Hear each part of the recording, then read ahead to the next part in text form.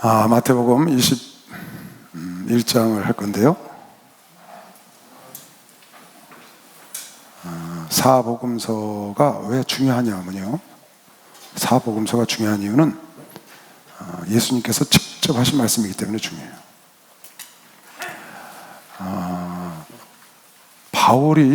사도 바울이 서신을 13권을 썼어요. 13권. 히브리서는 누군지 작자를 모르기 때문에 바울이 썼다고 보면 약간 문체는 다르지만 14권의 서신서를 사도 바울이 쓴 겁니다. 사도 바울이 쓴 서신서에 보면 기독교의 교리에 대해서 너무 잘 정리를 해놨어요. 기독교의 교리를 바울 서신이 너무 잘 정리를 해놓은 거예요. 로마서, 고린도전서, 갈라디아서, 에베소서, 빌립보서, 골로새서, 디모데전서, 데살로니가 전서, 이런 책들을 통해서 여러분과 내가 신앙의 근간이 되는 그런 뿌리 깊은 교리를 싹 정리를 해놓은 거예요. 사도 바울이. 그 모체가 어디냐? 그 모체가 사복음서다 그 말이에요.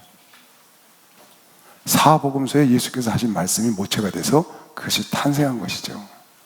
그래서 사복음서가 굉장히 중요한데, 지금 내가 여러분에게 마태복음 강의를 1년 가까이 하고 있습니다. 이제 이번 학기 마태복음 끝나고 요한복음을 할 텐데, 마태복음이 마태, 마가, 누가 공관복음 같은 관점에서 봤다. 그래서 공관복음, 마태, 마가, 누가 중에 제일 긴 책이 마태복음인데 마가복음이 제일 먼저 써 있다고 얘기를 했습니다. 제일 먼저 써진 서신서는 마가복음. 그걸 보고 마태와 누가가 정리를 했기 때문에 마태복음, 누가복음은 일목요연하게 돼 있다. 순서대로. 마가복음은 왔다 갔다 했고, 마가복음은 베드로를 통해 쓴 것이죠. 마태복음은 세리마태, 누가복음은 의사 누가가 썼는데, 의사 누가는 사도행전도 썼어요. 이 마태, 마가, 누가가 세 복음서가 공관복음으로 같이 돼 있어갖고 내용들이 중복되어 있는 게 굉장히 많습니다. 그 중에 마가복음에 없는 것들이 마태복음과 누가복음에 있어요. 왜 그러냐? 마가복음이 원전이기 때문에 그런 거예요. 그걸 보고 마태와 누가가 기록했기 때문에 원전에 없는 것들을 더 추가로 기록한 것이죠. 그래서 마태복음을 보면 여러분이 거의 공관복음을 대부분 보게 되고, 누가복음에 마태, 마가에 없는 것들이 조금 나와요. 제법 많이. 인자복음이다. 그래서 누가는 사도가 아니죠. 의사로서 본 관점이 달랐기 때문에 좀 다른 부분을 써놓은 것을 여러분이 볼 수가 있어요. 내용도 약간 흐름도 다르고요. 그래서 마태복음은 굉장히 중요하게 다뤄야 될 것이, 마태, 마가, 누가를 한꺼번에 다루고 있기 때문에 내가 마태, 마가, 누가를 다 여러분에 강의할 수는 없거든요. 너무 시간이 많이 걸리니까 마태복음만 하고 공관복음은 넘어갈 거예요. 요한복음으로. 요한복음은 공관복음이 아니거든요. 다른 관점에서 써진 책이에요. 다른 관점. 관점이 달라. 어떤 관점이냐? 눈에 보이는 그런 모습의 예수님의 행적과 교훈이 아니고 눈에 보이지 않는 영적인 것을 다뤄놨기 때문에 관점이 완전히 달라요. 그래서 요한복음은 꼭 다루고 넘어가야 돼. 그래서 마태복음을 그런 의미에서 조금 자세히 다루고 있는 거니까 여러분이 그렇게 생각을 하고 이제 봐야 되는데, 그동안 이제 예수께서 탄생하시고 세례를 받으시고 많은 사역을 하셨죠. 귀신을 쫓고 병을 고치고 또 산상수훈, 평지수훈, 이런 또 천국에 대한 비유, 이런 걸 많이 여러분이 지금까지 마태복음에서 들었습니다. 저한테. 오늘부터는 지난주에 예수께서 지난 학기에 나귀 타고 입성하는 부분까지 했어요. 나귀 타고 입성하시는 부분. 그게 언제냐면 예수님이 십자가에 달리시는 마지막 주간, 예루살렘을 평생 3번 올라가셨는데 3번째 마지막 주간 한 주 남겨놓고 예루살렘을 입성하시는 장면이에요. 그게 바로 구약에 예언한 대로 나귀를 타고 들어가는 거죠. 그래서 호산나 찬송을 한 장면을 지난 학기에 마무리를 쳤습니다. 여러분이 이제 남은 그 성경을 잘 보면 마태복음 21장부터 28장까지죠. 누가복음에도 마찬가지, 마가복음에도 마찬가지 끝부분이 있는데, 그 끝부분을 보면 한 주간 동안 예수께서 하신 행적이 나와요. 한 주간. 그리고 이제 십자가 지시는데, 그리고 부활하시는 것이 한 주간이에요. 딱. 그 한 주간에 공관복음과 요한복음을 합쳐서 딱 보면 3가지 교훈을 하시고 가셨어요. 그러니까 마지막 세상에 한 주간 남아있는 동안에 제자들에게 가르친 교훈 3가지가 있어. 그게 오늘 여러분 공부할 21장, 22장, 23장에 나와요. 두 번째 교훈은 24장, 25장에 나오고, 세 번째 교훈은 요한복음 13장부터 16장에 나오고, 3가지. 그리고 십자가 지신 거예요. 그 첫째, 오늘 교훈이 뭐냐? 3가지 교훈 중에 첫째 교훈이 바리새인들에 대한 질책이에요. 그 당시 교계 사회의 지도자들에 대한 질책, 그게 첫 번째야. 마지막 한 주일 남겨놓고 하신 일이에요. 각계각층의 지도자들, 제사장, 바리새인, 서기관, 사두개인이라는 그 당시의 사회 교계의 지도자들 책망하는 내용이 하나고, 첫 번째 오늘 배울 거고, 두 번째는 종말론에 대해서 말씀하셨어요. 굉장히 중요한 거니까. 마태복음 24장 25장에 보면 종말론에 대해서 말씀하시고, 종말을 어떻게 준비해야 되느냐에 대해서 써놨어요. 굉장히 중요한 거 아니에요. 그리고 세 번째로 성령에 대해서, 요한복음 13장에서 16장까지는 마가 다락방에서 마지막 유월절을 잡수면서 성령에 대한 얘기를 자세히 가르쳐주고 하셨어요. 3가지 아주 중요한 거.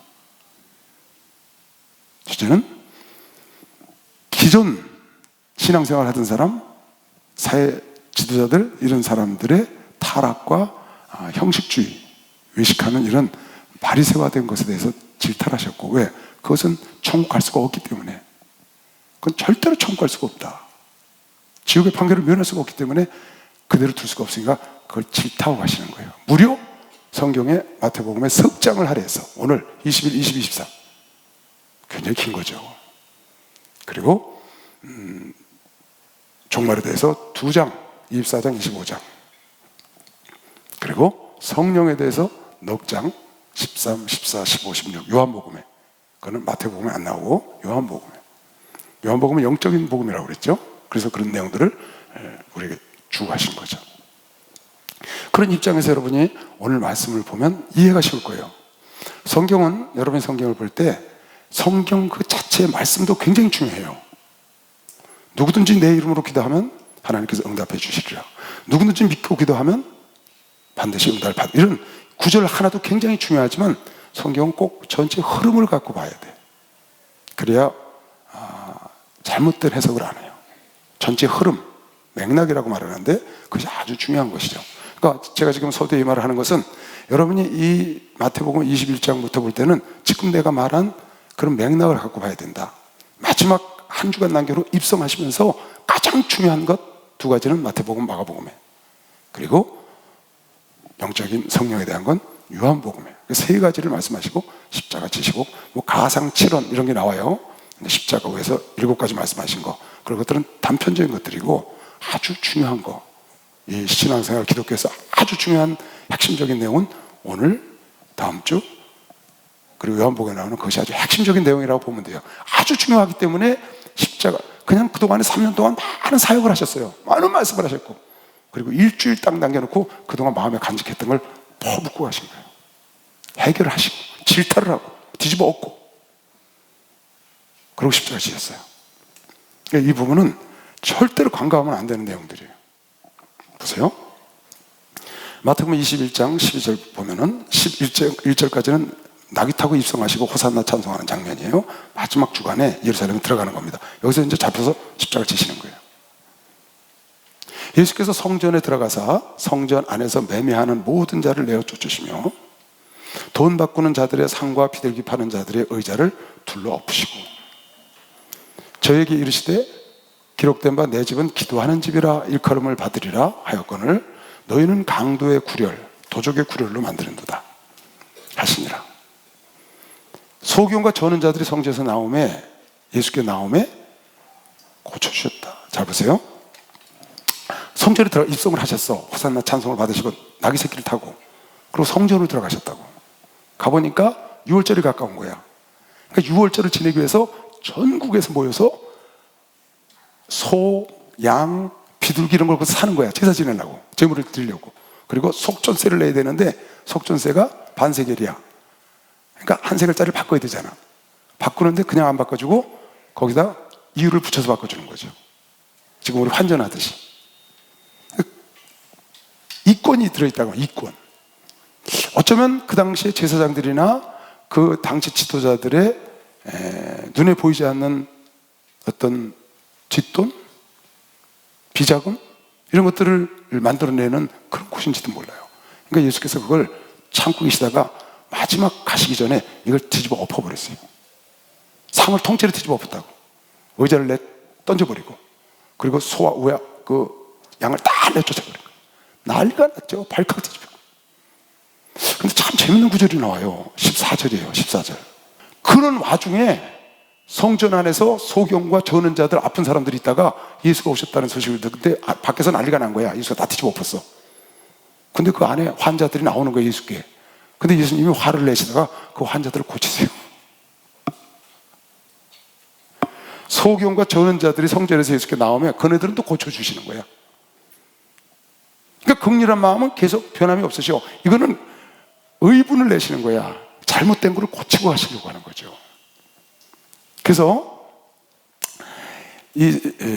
마지막에 이것도 이제 그 대제사장들과 서기관과 그 당시의 지도자들을 질타하는 장면 중에 하나입니다. 그 중에 첫 번째가 성전에서 이권이 있으면 안 된다. 장사하면 안 된다, 교회에서. 그래서 오늘날도 교회에서 장사를 안 하죠. 특히 우리 교회는 안 합니다. 교회에서 여러분이 사업하느냐고 장사하거나 이러려고 그러면 안 됩니다. 우리 교회도 전에는 교회에서 경건서적도 팔았어요. 어떤 분이 이태리 빵이라고 케이크를 수입을 했는데 그게 잘 안 팔리니까 교회 갔다가 건축공업 쓰시라고 드렸어요. 3,000개를, 케이크를 3,000개를 팔아서 그게 얼마짜리냐면 8만 원짜리야. 케이크 하나가.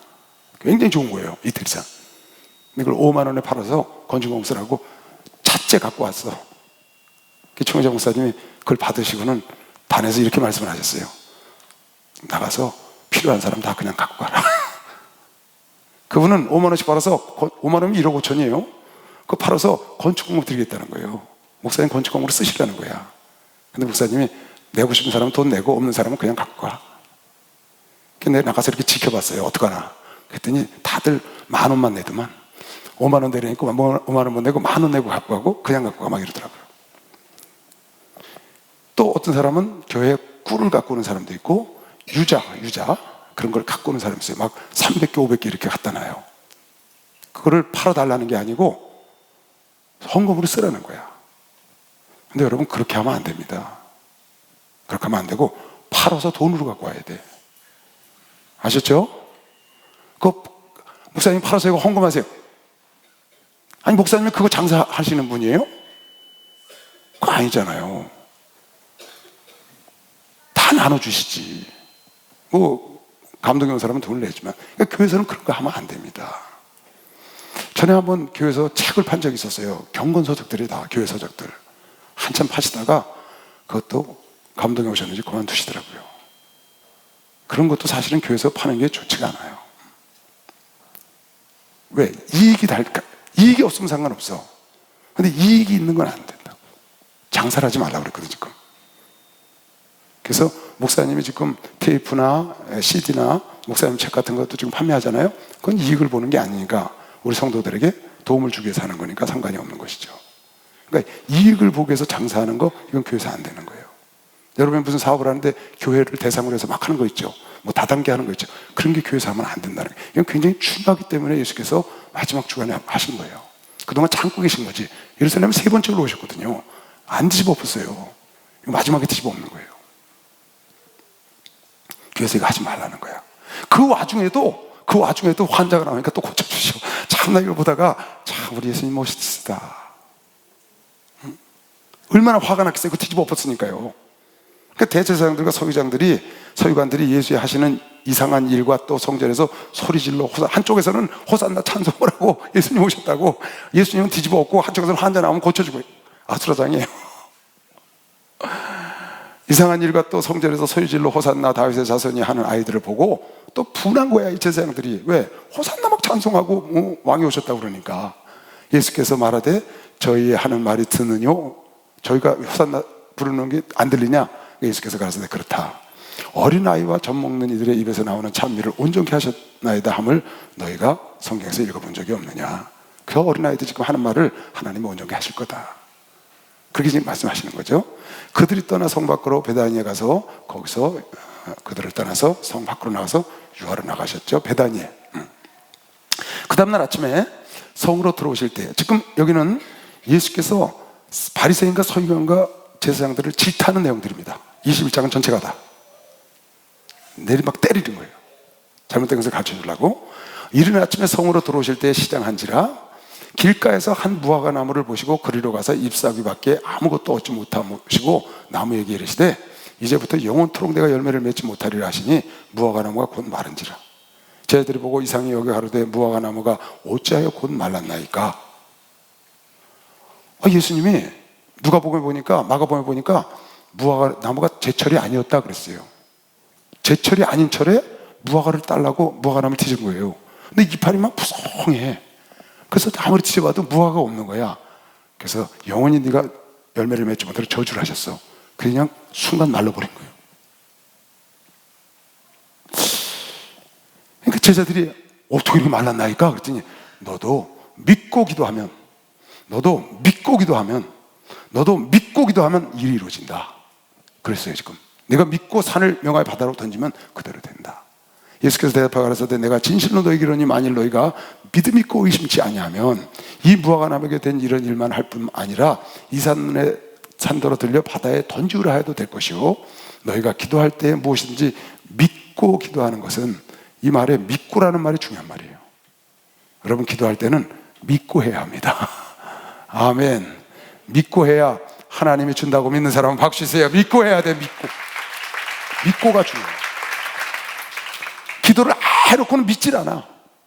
그러니까 비 오지 말라고 막 기도하고 우선 쓰고 나가죠. 비 오지 않게 해달라고 기도하고 우선 쓰고 나가는 거야. 그러니까 믿고 기도한 거야? 안 믿고 기도한 거야?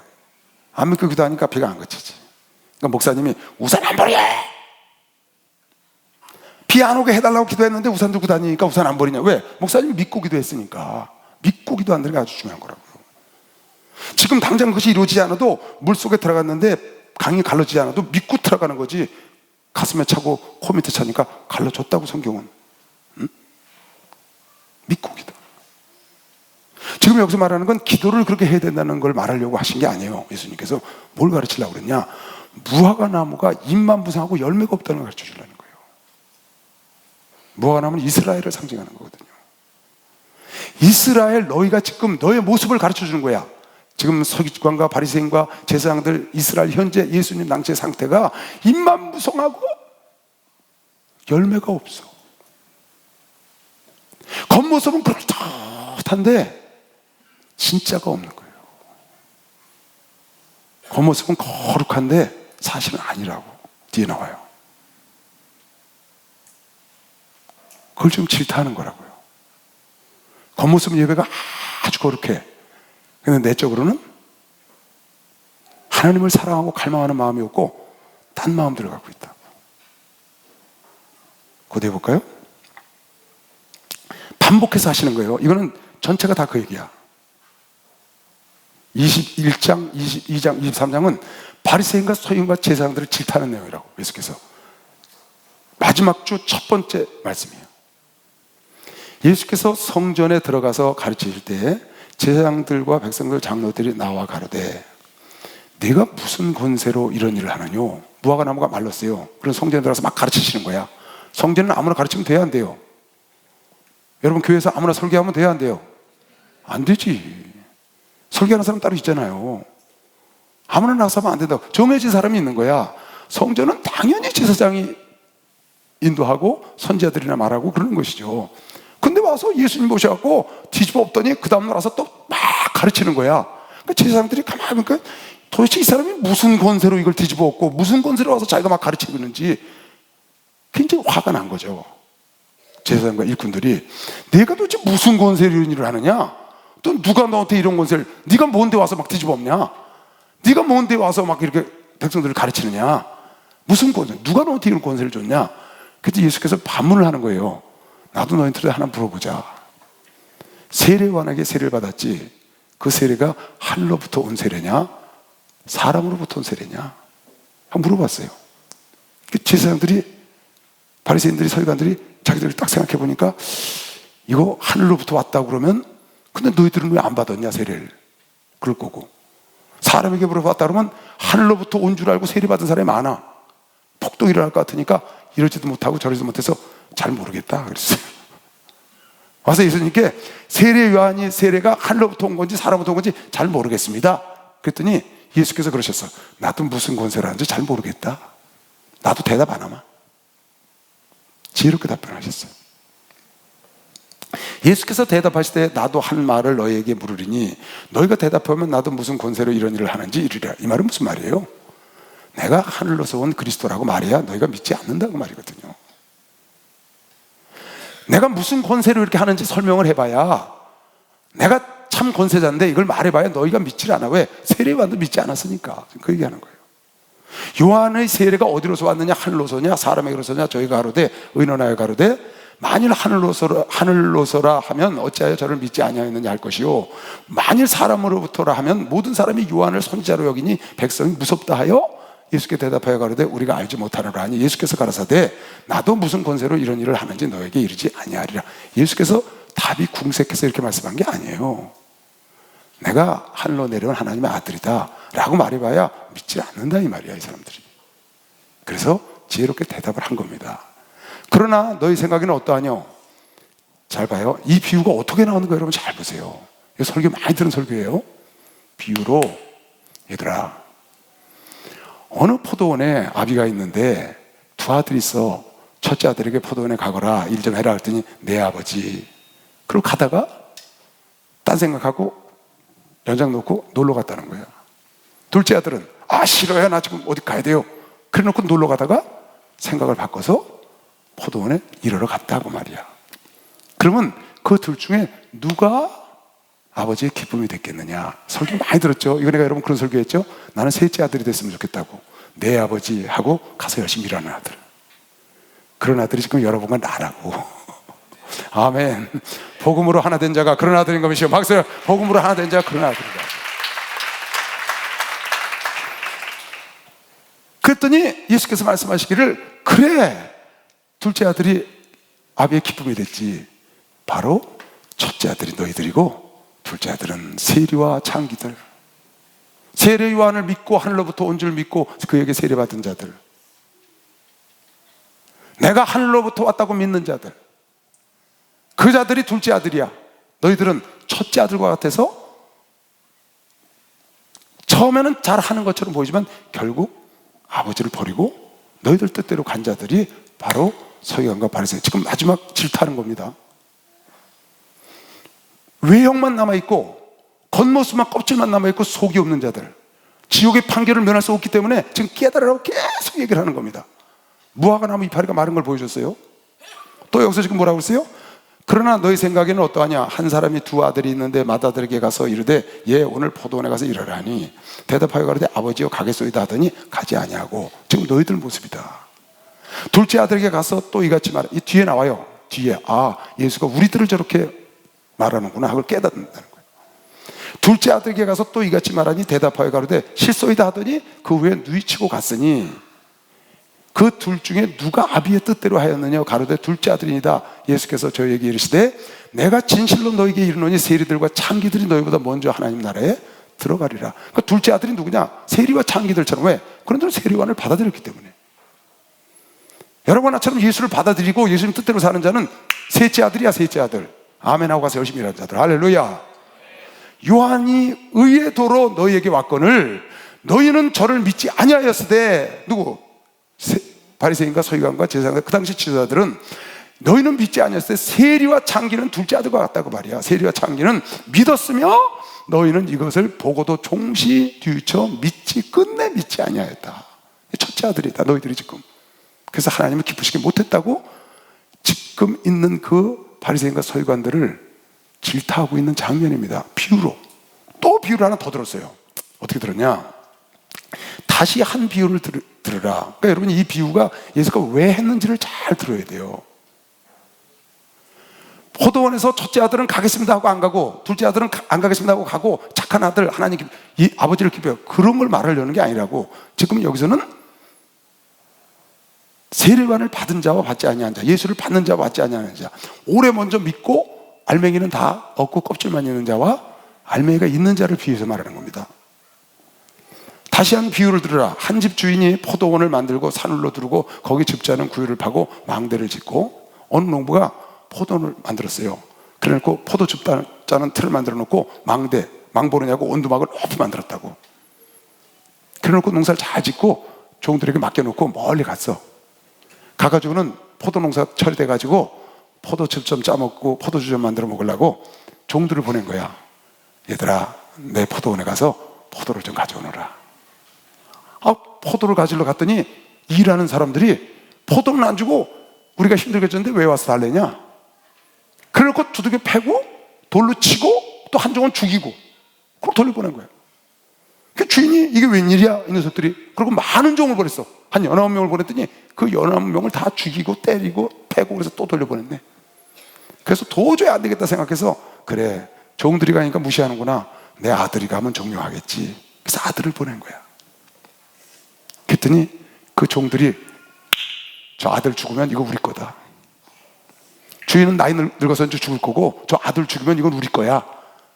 그래가지고 아들을 죽였다는 거야. 뭔 얘기예요 이게? 지금 이스라엘 백성들을 말하는 겁니다. 서기관과 제사장과 바리새인들을 말하는 거예요. 어떻게? 그들에게 수없이 종을 보냈어. 선지자를 보냈다고. 주의 종들을 보냈어. 그래서 외쳤는데 안 들어. 오히려 죽이고 예레미야를 옥에 가두고 돌로 때리고, 그리고 마침내 예수를 보냈는데 예수를 죽였다는 거야. 지금 깨달으라고 예수께서 비유로 말씀하는 겁니다. 농부들에게 세로 주고 타국에 갔더니 실과 때가 가까우면 그 실과를 받으려고 자기 종들을 농부들에게 보내니, 농부들이 종들을 잡아 하나는 심히 때리고 하나는 죽이고 하나는 돌로 쳤거늘. 다시, 그러니까 예레미야는 옥에 갖다 가두고 이사야는 톱으로 쓸어 죽이고, 뭐 이런 식이죠. 예를 들면 종들을 보냈더니 이스라엘 백성들이 그를 쳐 죽이는 거예요. 받아들이질 않고. 다시 다른 종들을 처음보다 더 많이 보내서 수없는 선지자를 수십 명을 보냈죠. 북이스라엘과 남유다에 보내니 저희에게도 그렇게 하였는지라. 깨닫지를 못해. 호세아가 와서 외쳐도, 요나가 와서 외쳐도, 아모스가 외쳐도 깨닫지를 못해. 후에 자기 아들을 보내며 가로되 저희가 내 아들은 공격하겠지. 예수를 보내면서. 그랬더니 농부들이 그 아들을 보고 서로 말하되 이는 상속자니, 자 죽이고 그의 유업을 차지하자. 이에 잡아 포도원 밖에 내어 쫓아 예루살렘 밖에 골고다에 갖다 죽였다는 거예요. 내어 쫓아 죽였느니라. 그러면 지금 그 지도자들을 보고 하는 말입니다. 포도원 주인이 올 때에 자기 아들도 죽였어, 종도 다 죽였어. 주인이 올 거 아니야. 권세 있는 주인이 올 때에 이 농부들을 어떻게 하겠냐 너희들 같으면. 그랬더니 대답하는 겁니다. 뭐라고? 저희가 말하되 이 악한 자들을 진멸하고 포도원은 제때의 실과를 바칠 만한 다른 농부들에게 새로 주지 않겠습니까? 그랬다. 예수께서 가라사대 너희가 성경의 건축자들의 버린 돌이 모퉁이의 머릿돌이 되었나니 이것은 주로 말미암아 된 것이라. 우리 눈에 기이하도다 함을 읽어본 일이 없느냐? 그러므로 내가 너희에게 이르노니 하나님의 나라를 너희는 빼앗기고 그 나라에 열매 맺는 백성이 받으리라. 여러분과 내가 열매를 맺어서 하나님의 나라를 상속하는 겁니다. 지금 박수로 나와주시 우리가 상속하게 된다. 건축자들이 버린 돌이 있어. 누구를? 아들을 보냈는데 저 아들을 죽이면 우리 것이 된다는 거야, 포도원이. 그래서 예수를 죽여. 자기들이 바리새화된 것을 지금 깨닫게 하는데 그걸 형식화된 것을 깨닫지 못하고 오히려 예수를 죽여서 그 하나님이 세상에 준 자기 선택받은 민족의 영광을 자기들이 계속 차지하리라고 생각한다고. 그런데 하나님은 그 버린 건축자가 버린 모퉁이 돌, 그 건축자가 버린 모퉁이 돌로 다시 건축을 하고 그 위에 세워진 예수의 돌 위에 세워진 지금 이방민족 여러분과 내가 그 돌 위에서 연합하여 집을 지어 나가서 한 나라를 만들어가는 것이요. 박수로 가주시 바랍니다. 만들어 간다는 거예요.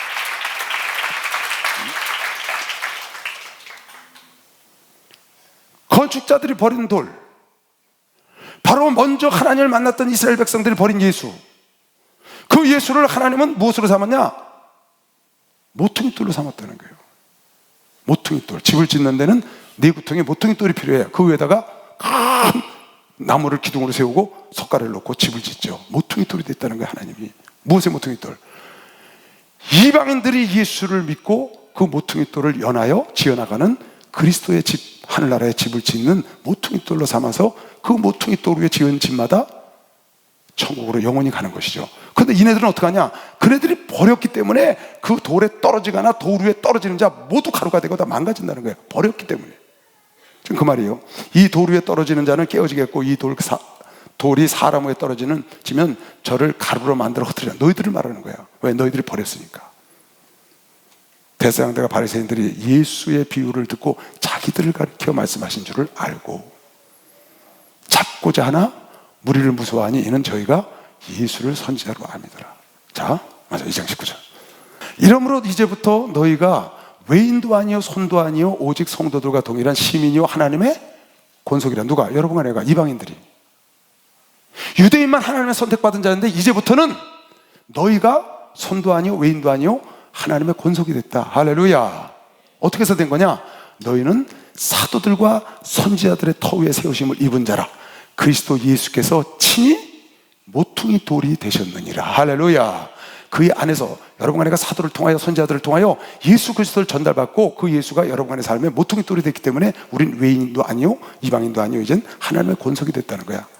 그 안에서, 모퉁이 돌 안에서 예수를 딛고 그 안에서 건물마다 서로 연결하여 거기서 기둥을 세우고 석가를 세우고 대들보를 세워서 연결하여 주 안에서 성전이 되어가고. 할렐루야. 너희도 성령 안에서 하나님의 거하실 처소가 되기 위하여 예수 안에서 함께 지어져 가고 있다고 믿는 사람만 박수랑 하지. 예수 안에서 함께 지어져 가고. 그러니까 이스라엘 백성은 건축자가 돌을 버리는 것처럼 버렸는데 하나님께서 그걸 이방인의 모퉁이 돌로 삼았다는 거예요. 그 예수 외에는, 예수라는 모퉁이 돌 위에 지은 집 외에는 구원받을 수가 없다. 그 사도행전 4장 여러분 잘 아는 구절 10절 11절 12절. 너희와 모든 이스라엘 백성들을 알라. 너희가 십자가에 못 박고 하나님이 죽은 자 가운데서 살리신 나사렛 예수 그리스도의 이름으로 이 사람이 건강하게 되어 너희 앞에 섰느니라. 안진뱅이가 일어났죠. 성전의 미문 안진뱅이가. 이 예수는, 그 예수 이름으로 일어났는데 이 예수는 너희 건축자들의 버린 돌로서, 건축자들이 버린 돌로서. 이 말이 무슨 말이에요? 건축자들은 여기서 이스라엘 백성들을 말하는 거예요. 이스라엘 백성들이 버려서 예수를, 건축자들 버린 돌로서 집 모퉁이의 머릿돌이 되었다. 할렐루야. 12절. 다른 이로서는 구원을 얻을 수 없나니 천하 인간의 구원을 얻을 만한 다른 이름을 우리에게 주신 일이 없음이니라 하였더라. 예수만이 여러분 안에 구원의 모퉁이 돌인 걸 믿는 사람만 박수하면서 구원의 모퉁이 돌이 된다. 그건 건축자들이 버린 거야. 이스라엘 백성들이 버렸다고. 지금 너희들이 나를 버렸다고 지금 예수께서 마지막 주간에 이스라엘의 제사장과 서기관과 바리새인들에게 지금 말하고 있는 거예요. 근데 깨닫지를 못해요. 이 모퉁이 돌 위에 집을 지어서 열매를 맺는 그들이 영광을 얻는다는 거지. 그게 바로 여러분과 나를 말하는 겁니다. 그래서 그리스도의 터 위에 집을 짓지 않는 모든 것은 마지막 공력을 시험하는 날 타서 없어지고 상이 되지 못하고 영원한 못 들어간다고 고린도서 3장에 나옵니다. 그러니까 그 모퉁이 돌, 건축자들이 버렸어. 이스라엘 백성들이 예수를 버렸다고. 이것이 나중에 사도 바울은 뭐라고 썼냐? 사도 바울은 그게 하나님의 지혜의 깊고 넓고 깊은 것이다. 이스라엘 백성들이, 건축자들이 모퉁이 돌을 버려서 그게 이방인들에게 와서 모퉁이 돌이 돼서 집을 성전으로 지어나갔다는 거야. 그게 뭐냐? 하나님의 지혜였다. 처음에는 이스라엘 백성들이 하나님을 받아들여서 이스라엘 백성들을 구원하시더니 이제는 이스라엘 백성들이 예수를 버려서 그 예수가 우리의 모퉁이 돼서 우리가 구원을 받아 우리의 불순종으로 유대인들이 순종해서 구원을 얻었고 유대인들이 불순종으로 이제는 우리가 순종함으로 구원을 얻어 유대인과 모든 이방인이 구원 얻을 기회를 주신 하나님의 지혜가 깊고도 깊다고 로마서 11장에 나옵니다. 사도 바울은 이거를 이렇게 좋게 해석을 했어요. 또 하나님 뜻이 그렇다고 말씀을 하셨고.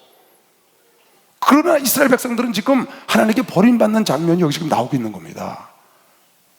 그네들이 지금 뭐라고 했어요? 아까 마지막 절에 깨달았다는 거야. 자기들에 의해 자기들을 비유하려고 무화과나무가 말라 죽은 것도, 또 포도원의 둘째 아들이 안 간다고 다 갔고, 자기들은 가다가 버리고 간 거, 창기들과 세리가 먼저 천국에 들어가는 거, 또 지금 얘기한 대로 종들을 보내고 많은 종들을 보냈는데 결국 죽이고 너희들이 아들까지 죽여서 너희가 버림받고, 그것이 너희가 건조에 돌을 버린 것처럼 버림을 당했고, 그 돌을 갖고 열매를 맺는 자들이 영광을 얻는다는 거예요.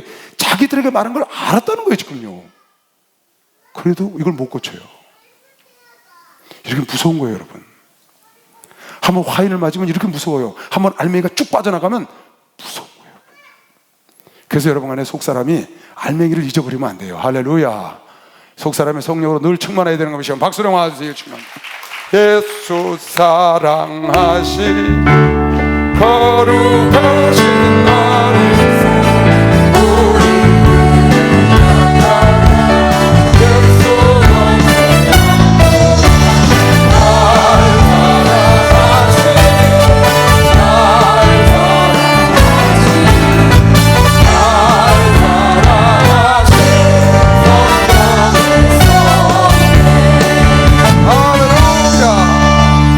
여기 보면 끝까지 이 지도자들은 끝내 돌이키지 않습니다. 오히려 잡아 죽이려고 모의를 하죠. 그래서 결국 예수를 잡아다가 죽이는 겁니다. 깨닫지를 못해요. 여러 번 내가 그 결과를 보고 성경을 통해서 우리가 깨닫는 겁니다. 우리가 조심해야 합니다. 신앙생활을 오래 하면 나도 모르게 껍질만 나올 가능성이 있다는 거예요. 조직화되면 나도 모르게 알맹이 넣고 조직만 딱 남아서 조직으로 이끌러 가려고. 교회는 조직으로 이끌어 가는 게 아니거든요. 조직은 필요하지만 조직으로 이끌어 가는 게 아니고 안에 성령과 은혜로 이끌어 가야 된다. 네, 여러분 얘기했죠? 조직은 꼭 필요한 것이다. 형식은 필요하다. 콩껍질이 필요한 것이다. 콩알맹이를 원하지만 껍질이 없이 콩알맹이가 공중에 달릴 수 없기 때문에 형식이 필요한 것이다. 항상 어디 가든지. 그래서 조직도 필요하다. 그러나 콩알맹이를 위한 껍질이 필요한 것이지, 콩껍질을 위한 콩껍질은, 여기 지금 바리새인과 서기관과 제사장들과 이들은 뭘 말하냐면 콩알맹이 없는 껍질만 남았다고 말이에요. 겉은 기가 막혀. 근데 알맹이가 하나도 없어. 그렇다고 해서 콩껍질이 필요 없다고 말하면 안 된다. 조직이 필요 없다고 말하면 안 된다. 형식이 필요 없다고 언제든지 어디 가든지 형식이 필요하고, 그래서 제사 지내는 형식이 딱 있고 예배드리는 형식이 있는 거죠. 그러나 그것이 주객이 전도되면 안 되는 거예요. 핵심을 잊어버리면 안 되는 거죠. 여기 똑같은, 지금 계속 같은 비유를 들은 겁니다. 예수께서 보세요. 예수께서 다시 비유로 대답하여 가라사대, 또 비유를 들어주는 거야. 지금 몇 개째입니다. 3개째 연속 비유를 들읍니다. 첫 번째는 포도원에 일하러 가는 형제 비유를 들었어요. 두 번째는 포도원 주인이 종들을 보내는 비유를 들었다고. 여기 지금 혼인잔치 베풀고 초청하는 비유를. 이건 지금 마지막 주간에 바리새인과 서기관과 제사장들을 질타하기 위해서 하는 말씀이에요. 이 비유는 천국이 마치 자기 아들을 위하여 혼인잔치를 베푼 어떤 임금이 혼인잔치를 베풀었어. 그래서 많은 사람을 초청했다고. 그랬더니 다 바쁘다고 안 와. 어떤 자는 간 종을 때려 죽여. 그래서 종을 때려 죽인 그 마을을 진멸해버리고, 임금이 화가 나서 종들을 불러다가 사거리로 나가서 선하든지 악하든지 만나는 대로 초청해드려라. 누가 보면 그것도 안 되면 산울가로 가서 노는 자들을 데려와라 했다. 강권하더라도 내 잔을 채우라는 거예요. 그랬더니 가득해. 그래 임금이 그 가득한 잔치에 나와보니까 예복을 안 입은 사람이 있어. 그래서 내가 쫓는 장면이 지금 여기 나옵니다. 천국은 마치 자기 아들을 위하여 혼인잔치를 베푼 어떤 임금과 같으니, 하나님을 말씀하는 겁니다. 예수를. 그 종들을 보내어 그 청한 사람들을 혼인잔치에 오라 하였더니 오기를 싫어하거늘 다시 다른 종들을 보내매 가로되 청한 사람들에게 이르기를 내가 오찬을 준비하되 소와 살진 짐승을 잡고 모든 것을 갖추었으니 혼인잔치에 오소서. 지금 이스라엘 사람들을 말하는 겁니다. 지금 여기서 제사장들, 서기관들, 바리새인들을 말하는 거예요. 저희가 돌아보지도 않고 하나는 자기 밭으로 하나는 자기 상업차로 그 남은 자들의 종들을 잡아 유혹하고 죽이니 임금이 노하여 군대를 보내어 그 살인한 자들을 진멸하고. 그러니까 하나님의 천국잔치에 오라고 계속 혼인잔치에 들어오게 하는데 종들을 보내면 오히려 죽이는 거예요. 아까 비유했던 비슷한 거죠. 선지자들을 막 죽이고 막 그럽니다. 임금이 노하여 군대를 보내고 그 살인한 자들을 진멸하고 그 동네를 불사르고 그의 종들에게 이르되 혼인잔치가 예배되었으니 청한 사람들은 합당치 않다. 지금 이스라엘 백성들은 합당치 않다는 거예요. 이미 초청했는데 안 와. 왜? 이 사람들 다 성에 젖어버린 거예요. 겉모습만 남았어. 그리고 실제는 마음속에 상업차, 서로 밭갈러 이런 걸 하려고 그러는 거예요. 혼인하고 누가 보니까. 그러니까 왕이 그네들을 진멸하고 사거리 길로 가서 사람을 만나는 대로 혼인잔치에 청하여 오너라 한데, 잘 보세요. 이거 종들이 길에 나가 악한 자나 선한 자나 만나는 대로 모두 데려왔다. 악한 자나 선한 자나 만나는 대로 다 데려왔다. 악한 자나 선한 자나 만나는 대로 모두 데려오니 혼인잔치에 손이 가득하더라. 하늘나라 혼인잔치는 선한 자만 들어가는 게 아니에요. 악한 자도 선한 자도 초청에 응하고 예복만 입으면 들어가는 겁니다. 박수로 나와서 예복만 입으면 들어가는 겁니다. 이건 지금 무엇을 말하냐? 처음에 청함받은 자는 이스라엘 백성들을 말하는 거고, 그네들이 예수를 버리고 받아들이지 않으니까 이방인들을 가서 초대해오라는 겁니다. 어디에? 하나님의 천국 혼인잔치, 마지막 이 세상에 멸망하고 혼인잔치 들어갈 자가 누구냐는 거예요. 임금이 손이 가득하게 다 꽉 찼으니까 이제 잔치를 벌리려고 나가시는 거야. 예수님이 재림해서 혼인잔치에 들어가는 거죠. 예를 들면 임금이 손을 벌어 들어올 때 거기서 예복을 입지 않은 사람을 보고 가로되 친구여 어찌하여 예복을 입지 않고 여기 들어왔느냐? 너 어떻게 악한 자가 여기 들어왔느냐? 너 선한 자. 그 얘기를 안 했어요. 예복을 입지 않고 들어왔냐? 하나님의 혼인잔치는 선한 자다 악한 자다가 아니야. 예복을 입었느냐 안 입었느냐지. 예복을 입으면 누구나 하나님의 혼인잔치에 들어갈 자격이 있는 거예요. 그 예복이 예수인 걸 믿으시면 박수로 하시. 예수를 믿으면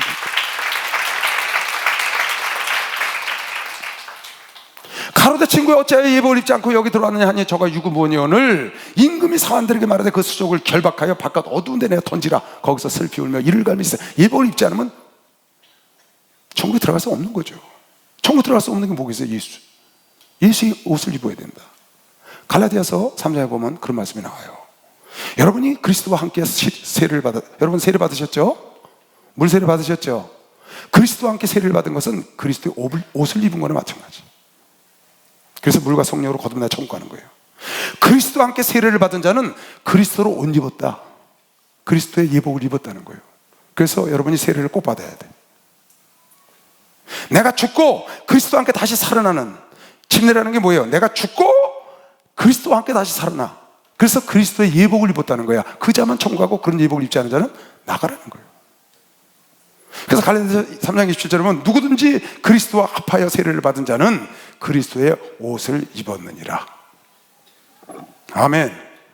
그리스도와 함께 세례를 받은 자는 그리스도의 예복을 입었다고 말이야. 그 자만 천국 들어가. 예복을 입지 않고 와서 세례를 받지 않았어. 예복을 입지 않아. 예수를 믿지 않아. 내가 쫓기는 겁니다. 그러니까 혼인잔치 들어가려면 여러분이 아까 그랬죠. 사거리 나가서 악한 자든지 선한 자든지 다 불러 모아라. 선한 자만 불러 모으는 게 아니에요. 천국은 선한 자만 들어가는 게 아니라고 악한 자도 와서 예수의 옷을 입으면 돼. 할렐루야. 예수의 옷. 그것이 우리를 의롭게 해주는 거예요. 우리를 덮어주는 거죠. 우리의 죄를. 요한계시록 19장에 보면 성도들의 아름다운 행실을 하는 거예요. 뭐가? 세마포가. 혼인잔치가 나오잖아요. 요한계시록 19장에 보면 혼인잔치가 나옵니다. 그에게 허락하사 빛나고 깨끗한 세마포를 입게 하셨은즉 성도에게 그 세마포는 성도들의 옳은 행실이로다 하더라. 그러니까 여러분이 하나님 앞에 들어가서 하나님께 인정받으려면 두 가지 옷을 준비해야 되는데, 첫째는 그리스도의 옷이요, 이는 그리스도와 함께 죽고 나오는 세례를 받아야 된다. 물과 성령으로 거듭나야 되는 것이고, 두 번째 입어야 될 것은 하나라서 상과 관계가 있는 세마포인데, 그마서 여러분 안에 옳은 행실을 해야 된다. 신앙생활하면서 나쁜 행실에서 점투성이 흠투성이로 가면 안 되고 깨끗함으로 가. 그래서 여러분 안에가 살아생전에 죄 짓는 거 다 용서하시지만, 죄 짓고 회개하면 다 용서하시지만 죄를 덜 짓고 가는 게 하늘나라 가서 복인 걸 배시면 박수령아, 죄를 덜 짓고 가야 되는 게. 박수 좀 세게 쳐봐. 그래서 새 하늘과 새 땅을 바라보는 자들은 점 하나 흠 하나 주름 잡힌 거 없이 준비했다 가라는 거예요. 죄를 많이 짓고 용서함을 받고 가면 맨 상처난 자리에 흠투성이니까 그렇게 하지 말고 깨끗하게 하나님께 갈 거. 그 왜? 그 여러분과 내가 하나님께 칭찬받을 세마포 그리스도인들의 옳은 행실이거든. 그 옷을 우리가 입어야 됩니다. 그러니까 예복을 입지 않은 자들은 이방 민족들, 여러분과 내가 그리스도에 버린 그 건축자의 돌이 그리스도가 여러분과 나의 모퉁이 돌이 됐는데, 그 모퉁이 돌이 돼서 침례를 받고 예수와 더불어 다시 거듭난 예복을 입어야 된다. 그리스도와 함께 세례를 받은 자는 그리스도의 옷을 입었느니라. 그 말은 거듭난 옷을 입었다. 그자만 천국에 들어간다는 거예요. 이해 갔나요? 그러니까 예복을 입지 않으면 내가 쫓겨야 됩니다. 들어갔어, 성전에. 교회를 왔다고, 청함 받아서 왔다고. 근데 택함을 못 받아. 왜? 예복을 안 입었어. 들어와도 내 쫓겨. 무슨 말이에요? 교회는 와서 청함 받아서 교회로 왔다고, 전도 받아서 왔는데 예수를 안 믿어. 그리스도와 함께 죽고 다시 사는 세례를 못 받고 변함이 없어. 거듭나지 못하니까 그리스도의 예복을 입지 못하니까 내 쫓기는 겁니다. 그러니까 교회도 예복을 입지 못하면 천국 못 간다는 걸 알아야 합니다. 교회도 예복을 입지 못하면 여러분 혼인잔치 못 들어갑니다. 하나님의 혼인잔치 들어가려면 예수의 옷을 입어야 되는 겁니다. 박수는 예수의 옷을 입어야 돼. 예수. 아까 뒤에 보세요. 끝에 이런 말씀이 나와요. 마태복음 22장 14절. 청함을 받은 사람은 많되 택함을 입은 자가 적다. 구원 얻는 백성이 성경은 많지 않다고 나와 있어요. 여러 군데 나와요. 구원 얻는 백성이 여러분 내 생각처럼 그렇게 쉽게 많지가 않아요.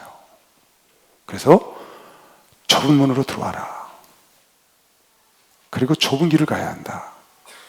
이 길은 찾는 이가 적다 그랬어요. 이것이 생명의 길인데 찾는 이가 적다. 그 말은 무슨 말이에요? 구원받은 사람이 많지 않다 그 말이거든. 좁은 문으로 들어와서 좁은 길을 가야 되는데, 좁은 문으로 들어오는 건 예수의 옷을 입는 겁니다. 그리고 좁은 길을 가는 건 거룩한 행실로 사는 거예요. 그런데 좁은 문으로 들어와서 좁은 길로 사는 자가 많지 찾는 이가 적다. 이는 길이 협소함이라. 그 말은 구원받는 사람이 많지 않다는 거거든요. 근데 여기 지금 또 나옵니다. 청함을 받은 사람은 많아. 근데 택함 받은 자가 적다는 거예요. 이스라엘 백성들을 다 정했는데 다 바쁘다는 거예요. 밭에 가야 되는데 뭐 소 시험하러 가야 되고 뭐 하러 가야 되고 다 바빠. 또 잔치 오란 사람을 때려 죽이기도 해. 핍박하고 내쫓고. 그래서 이방 민족 사거리 가서 그네들 선하고 악한 자들 다 불러 모았는데 그 중에도 예복을 입지 않으면 내가 쫓긴다는 거예요. 무슨 예복? 예수의 옷. 예수와 더불어 거듭난 자들, 세례를 받은 자들은 예수 옷을 입었는데 그 예수의 옷을 입지 않은 자는 아무리 선하게 살았어도 예수의 옷을 입지 않으면 내쫓기는 거죠. 여기 지금 그랬어요. 저 악한 자를 내쫓아라 안 그러고 예복을 입지 않은 자를 내쫓아라. 예복을 입지 않은 자를 혼자 앉혀서 내쫓기는 거예요. 아주 굉장히 중요한 말씀이죠. 예수가 없으면 버림받는 겁니다. 여러분의 구원받는 건 예수 때문입니다. 여러분의 구원받는 건 건축자들이, 이스라엘 백성들이 버린 모퉁이 돌, 예수의 집을 짓기 때문인 걸 믿으시고, 박수령 예수의 집을 짓기 때문입니다. 청함을 받은 사람 많으나 택함 받는 자가 적다. 그래서 여러분 내가 여러분 여기 왜 지금 다 쉴 때 아니에요. 여기 이렇게 왜 오고 왜 내일 또 예배드리고 주일날 또 예배 맨날 이럽니까? 어떤 사람 그러대요. 목사님 너 왜 시집 안 가니? 데이트할 시간이 없어요. 진짜 그러대요. 가만히 얘기 들어보니까 데이트할 시간이 없겠더라고 진짜. 어떻게 하냐고. 예수 믿기가 너무 바빠. 시간이 없어서 그러면 다른 사람들은 다 할 거 다 하고 뭐 가고 싶은데 다 가고 하고 싶은 거 다 하고 살아도 잘 사는데 우리는 왜 이렇게 힘들게 사냐고요? 이 길이 좁은 길이기 때문에 그래요. 이 길을 가야 구원받는 겁니다. 박수라. 이 길을 가야 구원을 받는다니까. 나의 갈 길 다가도록 예수 인도하시니 내 주 안에 있는 분 어찌 의심하리요. 믿음으로 사는 나는 하늘 위로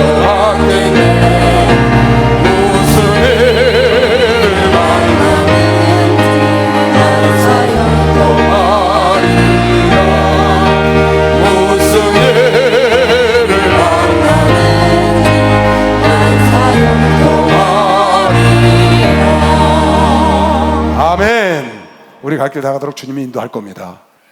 우린 끝까지 이 길을 가야 합니다. 여러분 여기 보세요. 참 우리가 예레미야 공부할 때 이거 봤는데요, 예루살렘이 멸망한 이후, 예루살렘이 멸망했거든요. 결국은 남유다 깡그리 멸망했어. 북이스라엘은 200년 전에 멸망했고 200년 후에 남유다가 586년에 멸망을 했는데 시드기야 왕 때 시들었다고 그랬죠. 근데 예레미야가 나와서 외쳤다고요. 그 예레미야가 뭐라고 말했냐, 예루살렘에 멸망하는 이유는 의인이 단 한 명도 없다는 거예요. 의인이 예루살렘에 한 명도 없다는 거예요.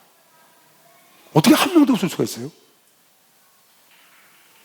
근데 성경에 뭐라고 했냐, 하나님을 믿고 하나님을 찾는 사람 많어.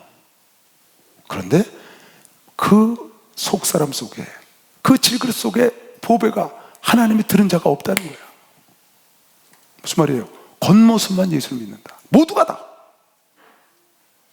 지금 여기 예수께서 마지막 한 주간을 남겨놓고 질타하는 대제사장, 서기관, 바리새인, 사두개인, 이런 그 당시의 지도자들, 교계, 사회 지도자들 통틀어서 지금 야단을 치고 있는데, 동일하게 예레미야 때도 그랬다고. 이렇게 써 있어요. 너희는 예루살렘 거리로 빨리 왕래하며 그 넓은 거리에서 찾아보고 알라. 너희가 만일 공의를 행하며 진리를 구하는 자를 한 사람이라도 찾으면, 공의를 구하며 진리를 찾는 사람을 한 사람이라도 찾으면 내가 이 성을 사하리라. 소돔과 고모라는 10명이 없어서 멸망했어요. 예루살렘은 1명이 없어서 멸망했다고. 그런데 뭐라고 했어요? 그 다음 절에 그들이 여호와의 사심으로 맹세할지라도 실상은 거짓 맹세이다. 참 이거요. 그들이 하나님을 찾아요. 예레미야 7장에 보면은 집에서는 하늘 황후에게 제사를 지내고 나무를 대고 떡을 해서 집에서 제사를 잡신에게 제사를 지내고 성전에 와서 우리가 주의 성전에 왔으니 구원을 얻으리라. 그러니까 아까 하신 말씀, 아까 했던 말씀 거기 나오잖아요. 너희가 여기가 도적의 구렬인 줄 아느냐? 내가 너희 행위를 모를 줄 알아?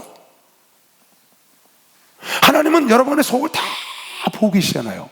사라가 천막 뒤에 안 보이는 데서 속으로 웃음을 다 하셨다니까. 하나님 여러분의 속을 다 하셔요. 하나님 속일 수가 없어요. 그래서 여러분과 나는 하나님 앞에 벌거벗고 하나님 앞에 내놔야 돼요. 내놓고 겉사람만 그러지 말고, 겉사람보다 여러분 나는 질그릇 속에 보배가 들었잖아요. 할렐루야. 보배 속에 더러운 게 들으면 되겠어요? 보석 같은 그릇 속에 더러운 게 들으면 되겠냐고. 겉보긴 우린 질그릇이만, 사도 바울이 고린도후서 4장에 내 질그릇 속에 보배가 들었나니 우겨쌈을 쌓여도 쌓이지 않고 넘어뜨려도 낙심하지 않고 거꾸로 틀어도 좌절하지 않는다는 거예요. 왜? 질그릇 속에 보배가 들었기 때문에. 할렐루야. 여러분의 겉모습은 아닐지라도 속엔 예수로, 성령으로 충만해야 되는 것이요. 박수로 성령으로 충만해야 된다. 하나님의 은혜로 충만해야 돼. 감사로 충만해야 돼. 아멘. 감사로, 은혜로 충만해야 된다. 속사람. 근데 이 백성들은 그를 그렇게 얘기를 해도 모르는 거예요. 청함을 많이 받았을 때 택함 받는 자가 적다. 왜? 속사람이 더럽기 때문에, 외식하고 있기 때문에. 그 다음 이제 예수께서 이렇게 이제 막 질타를 했잖아요. 얘를 비유를 들으면서 야단을 치니까 이 사람들이 그걸 듣고 있다가 예수에게 반격을 하는 겁니다. 예수에게 반론을 하는 거예요. 누가? 이 사람들이. 제사장, 바리새인, 서기관, 율법사 나와서 어떻게 해서든지 예수를 공경에 처해서 올무에 걸어가지고 갖다가 넘겨버릴 생각이에요. 왜? 자기들 우습게 알고 자기들한테 막 뒤집어 엎고 막 그랬거든요. 그러니까 그들을 둘 수가 없는 거예요. 그래서 지금 대적을 하고 나섰어요. 그 대적을 하고 나선 장면이 22장 끝에까지 나옵니다. 보세요. 이 바리새인들이 그 얘기를 듣고, 비유를 듣던 바리새인들이 자기들한테 한 거 알았거든요.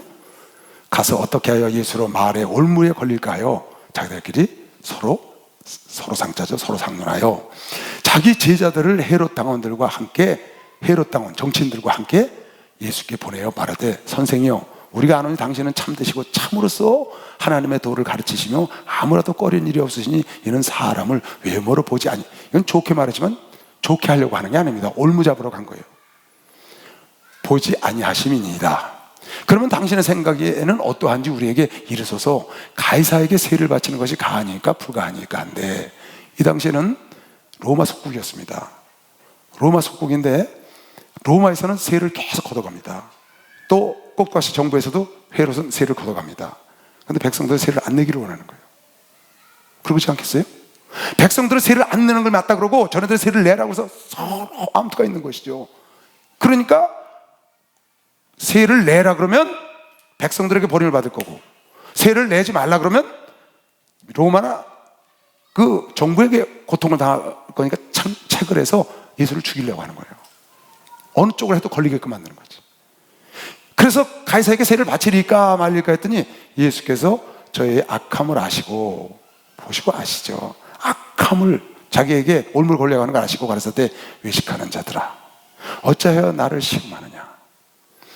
새 돈을 내게 보여봐라. 너희들 갖고 있는 돈을 내게 보여봐 했더니 데나리온, 데나리온은 은전을 말하는 거다. 은전, 달란트는 금전을 말하는 거고, 세겔은 동전, 데나리온은 은전, 달란트는 금전, 금화, 은화, 동화 이렇게 생각하면 돼요. 그 당시에는 그게 돈이었으니까. 예수께서 말씀하실 때 이 형상과 이 글은 누구 것이냐, 은화를 갖고 오니까 데나리온을 보고, 그러니까 여러분 하루 한 데나리온이 하루 그게 은전 하나야. 일 나가면 한 데나리온씩 받았죠. 가로되 가이사의 것이니이다. 이에 가라사대 예수께서 그러냐, 보니까 여기 가이사가 그림이 있다. 글도 가이사 글이 있고, 그래서 이렇게 말씀하신 거야. 가이사의 것은 가이사에게, 하나님의 것은 하나님께 바치라. 묘한 말씀을 하신 거예요. 야, 그게 누구 거냐? 그러니까 가이사 그림이 있습니다. 그래? 그럼 그게 누구 거냐? 가이사 겁니다. 그럼 가이사에 갖다 바쳐라. 세금을 바치란 말이에요? 바치지 말란 말이에요? 바치란 말이죠. 근데 그렇게 말씀을 안 하시고 세금을 바치는 것이 맞다 그러지 않고 가이사 것은 가이사에게, 하나님 것은 하나님께 드려라. 이렇게 말씀해서 저희가 이 말씀을 듣고 기이 여겨 예수를 올무에 잡으려다가 머리가 왱해가지고 그냥 떠난 겁니다. 가이사 것은 가이사에게, 하나님 것은 하나님. 그림은 가이사지만 이게 하나님 거라고 생각하면 누구에게 바쳐야 돼요? 하나님께 드려야지. 자, 이 말은 시사하는 게 굉장히 많습니다. 지금 주님은 뭐라고 말씀하냐? 네가 누구 거냐고 말하는 겁니다. 너는 누구 거냐? 너는 하나님 거냐 마귀 거냐? 여러분 누구 거예요? 여러분 누구 거예요? 하나님 건 누구에게 바쳐야 돼? 하나님께. 가이사 거는 가이사에게, 내가 마귀 거면 마귀에게, 내가 하나님 거면, 여러분과 나는 하나님이 아들의 핏값을 주고 하나님이 샀다고 그랬어요. 여러분 나는 하나님이 핏값을 주고 샀다고 그랬다고. 할렐루야. 여러분 나는 내게 아닌 걸 믿으시면 빨리 박수 치러주세요. 내게 아니라고. 핏값을 주고 예수를 주고 사셨다고. 그래서 하나님 거라고. 우리는 아멘. 우리 하나님 거라니까. 하나님 건 누구에게? 하나님께. 가이사 것은 가이사에게, 마귀 것은 마귀에게, 바알의 하나님은 바알에게, 여호와 하나님은 여호와에게. 그렇게 하라는 거예요. 그런데 하나님을 믿는 사람들이 내가 하나님 건지 마귀 건지 세상 건지 내 건지를 몰라. 그래서 어떤 사람은 내 인생은 내 거라고 마음대로 살아, 자기 마음대로. 그건 하나님의 사람 아닙니다. 하나님의 사람은 하나님 거기 때문에 하나님 거니까 하나님 하라는 대로 해야 되는 거예요. 가이사 것은 가이사에게 드리고 하나님 것은 하나님께 드려야 한다고. 나는 핏값 주고 하나님 나를 사셨다고. 나는 그래서 하나님 거예요. 내 뜻대로 안 산다고. 하나님 뜻대로 살지. 왜요? 주인이 하라는 대로 해야지. 근데 내 인생은 내 거라고 내 마음대로 사는 거야. 네 게 아니라니까. 그건 세상 사람들 하는 얘기고, 마귀 시키는 대로 살고 있어. 그건 마귀 거니까 마귀 시키는 대로 살아야지. 마귀가 절하면 절하고, 우리는 마귀 시키는 대로 안 합니다. 절 안 해요. 제사 안 지내요. 왜? 하나님이 하지 말랬으니까. 할렐루야. 하나님이 찬양하니까 찬양하는 겁니다. 예배 드리니까 예배 드리는 겁니다. 전도하니까 전도하는 겁니다. 하나님이 시키는 대로 해야 하나님 건 거면 드시면 빨리 박수로 하세요. 하나님 거요. 하나님 거는 하나님이 시키는 대로, 하나님 거는 하나님께 드려야지. 근데 많은 사람들이요, 하나님 거라고 생각 안 합니다. 내 돈은 내 거야. 내 거. 아니, 내가 하나님 건데 내 돈이 어떻게 내 거야? 내가 하나님 건데 내가 돈이 어떻게 내 거냐고요. 내가 하나님 건데 나의 모든 부속물은 하나님 거지. 맞는 사람만 박수 한번 쳐봐요. 그걸 깨달아야 돼요. 그래서 주께서 쓰시겠다니까, 주님께서 쓰시겠다. 누가? 주인이 쓴다는 거야. 나귀 새끼를. 내 건데. 이 나귀 주인이 주께 그거 왜 풀어가시오? 그랬더니 주께서 쓰시겠다니까 어떻게 써요? 지난주에 우리 지나갈게요. 마지막에 주인이 어미 나귀를 풀어서 새끼 나귀를 끌고 가려고 그러는 거예요. 근데 이 세상에서 제일 고집 센 놈이 나귀거든요. 닭나귀. 한 번 안 간다 그러면 못 끌고 가요. 그래서 닭나귀 고집이라는 거예요. 이 새끼가 안 가니까 주인이 얼른 어떻게 해? 아니 주인이 쓰시겠다고 간다 그러면 순순히 가야 되잖아. 근데 안 가겠다고 버티니까 자기가 안 뺏기니까 좋잖아. 근데 그게 아니고 어미 나귀를 풀어서 앞장섰다는 거예요. 그 새끼 나귀가 주께서 쓰시도록 하기 위해서 앞장서서 끌고 갔다고 성경에 나온다고요. 어미 나귀와 함께 갔어요. 주께서 쓰신다고 그러니까. 지난번에 얘기했죠? 우리 목사님이 뭐라고 그랬다고요? 우리 집에다가 교회를 짓는다고 어느 교회에서 우리 집을 팔려고 왔어요. 근데 땅값을 그냥 계속 배로 주고 3배 주고 4배 준다는 거야. 근데 우리 어머니가 안 파신대. 그래서 목사님께 전화했더니 목사님 뭐라고 하셨다고요? 나보고요? 참, 값에 고아간에 교회 진다고 팔으라는 거예요. 주께서 쓰시겠다고 하는데 내가 안 드리면 넌 저주를 받아. 나한테 그랬어요. 값에 고아, 자기는 상관 안 한다는 거예요. 주께서 우리 집을 쓰시겠다는데 뭐 하는데? 교회 집교. 지금 우리 집터에 시온교회가 있어요. 시온감리교회 방배동에. 그게 우리 집터 자리예요. 우리 뒷집하고 옆집하고 우리 집터 세 개 앞에서 진 거예요. 근데 두 개는 다 샀는데 우리 걸 못 샀어. 그걸 사야 집을 줘. 근데 우리 어머니가 안 판다는 거예요. 집값은 막 올라갔어. 근데 그거 둘째고 목사님한테 전화를 했더니 주께서 우리 집을 하나님 성전 짓는데 쓰겠다는데 네가 만약에 안 드리면 네가 저주를 받을 거야 그러더라고요. 딱 무섭대. 어떻게 그렇게 말을 해요? 좋은 말이 많은데. 내가 놀래가지고요 그 얘기 듣고요. 하나님 쓰시는 중에 그렇게 말을 했잖아요. 그건 안 팔으면 난 저주를 받는 거지. 무섭대. 주께서 쓰시겠다 그러면 내게 아니니까. 근데 사람들이 자기 걸로 하는 거예요. 가이사 것은 가이사에게, 하나님 것은 하나님께. 따라하세요. 나는 두 손 들어. 나는 하나님 거다. 나는 하나님 거다. 아멘. 나는 하나님 거다. 마귀 거 아니에요? 마귀 거 아니면 하나님 거 둘 중에 하나야. 마귀 거 되고 싶은 사람 있어요? 내가 하나님 거면 나의 모든 부속물은 하나님 거야. 주께서 쓰시겠다 할 때 내놔야 돼. 이것도 내놔야 되고 다 내놔야 돼. 왜 아멘 안 해? 겁나지. 내놓으라고 그럴까 봐. 응? 그러니까 아브라함이 이삭 내놓으니까 내놓은 거예요. 아브라함이 이삭 내놓으니까 내놨다니까. 나귀 새끼 쓴다니까 그냥 내놨다는 거. 근데 여러분 못 내놓잖아. 왜 못 내놓는 줄 알아요? 여러분 거니까 못 내놓는 거예요. 그게 문제예요. 그래서 내가 늘 여러분에게 얘기하는 겁니다. 교회에서 무슨 행사가 있거나 교회에서 무슨 집회가 있거나 목사님이 헌금해라 그러면 빨리 감동원 들어갔다 내야 돼. 그 감동이 10,000원 오면 10,000원, 100,000원 오면 100,000원, 100,000원, 여러분의 힘에 겹든지 넉넉하든지 여러분 감동 오는 대로. 감동이 10,000원 하는데 100,000원 드려. 90,000원 안 받아 하나님. 하나님은 감동 온 것만 받아.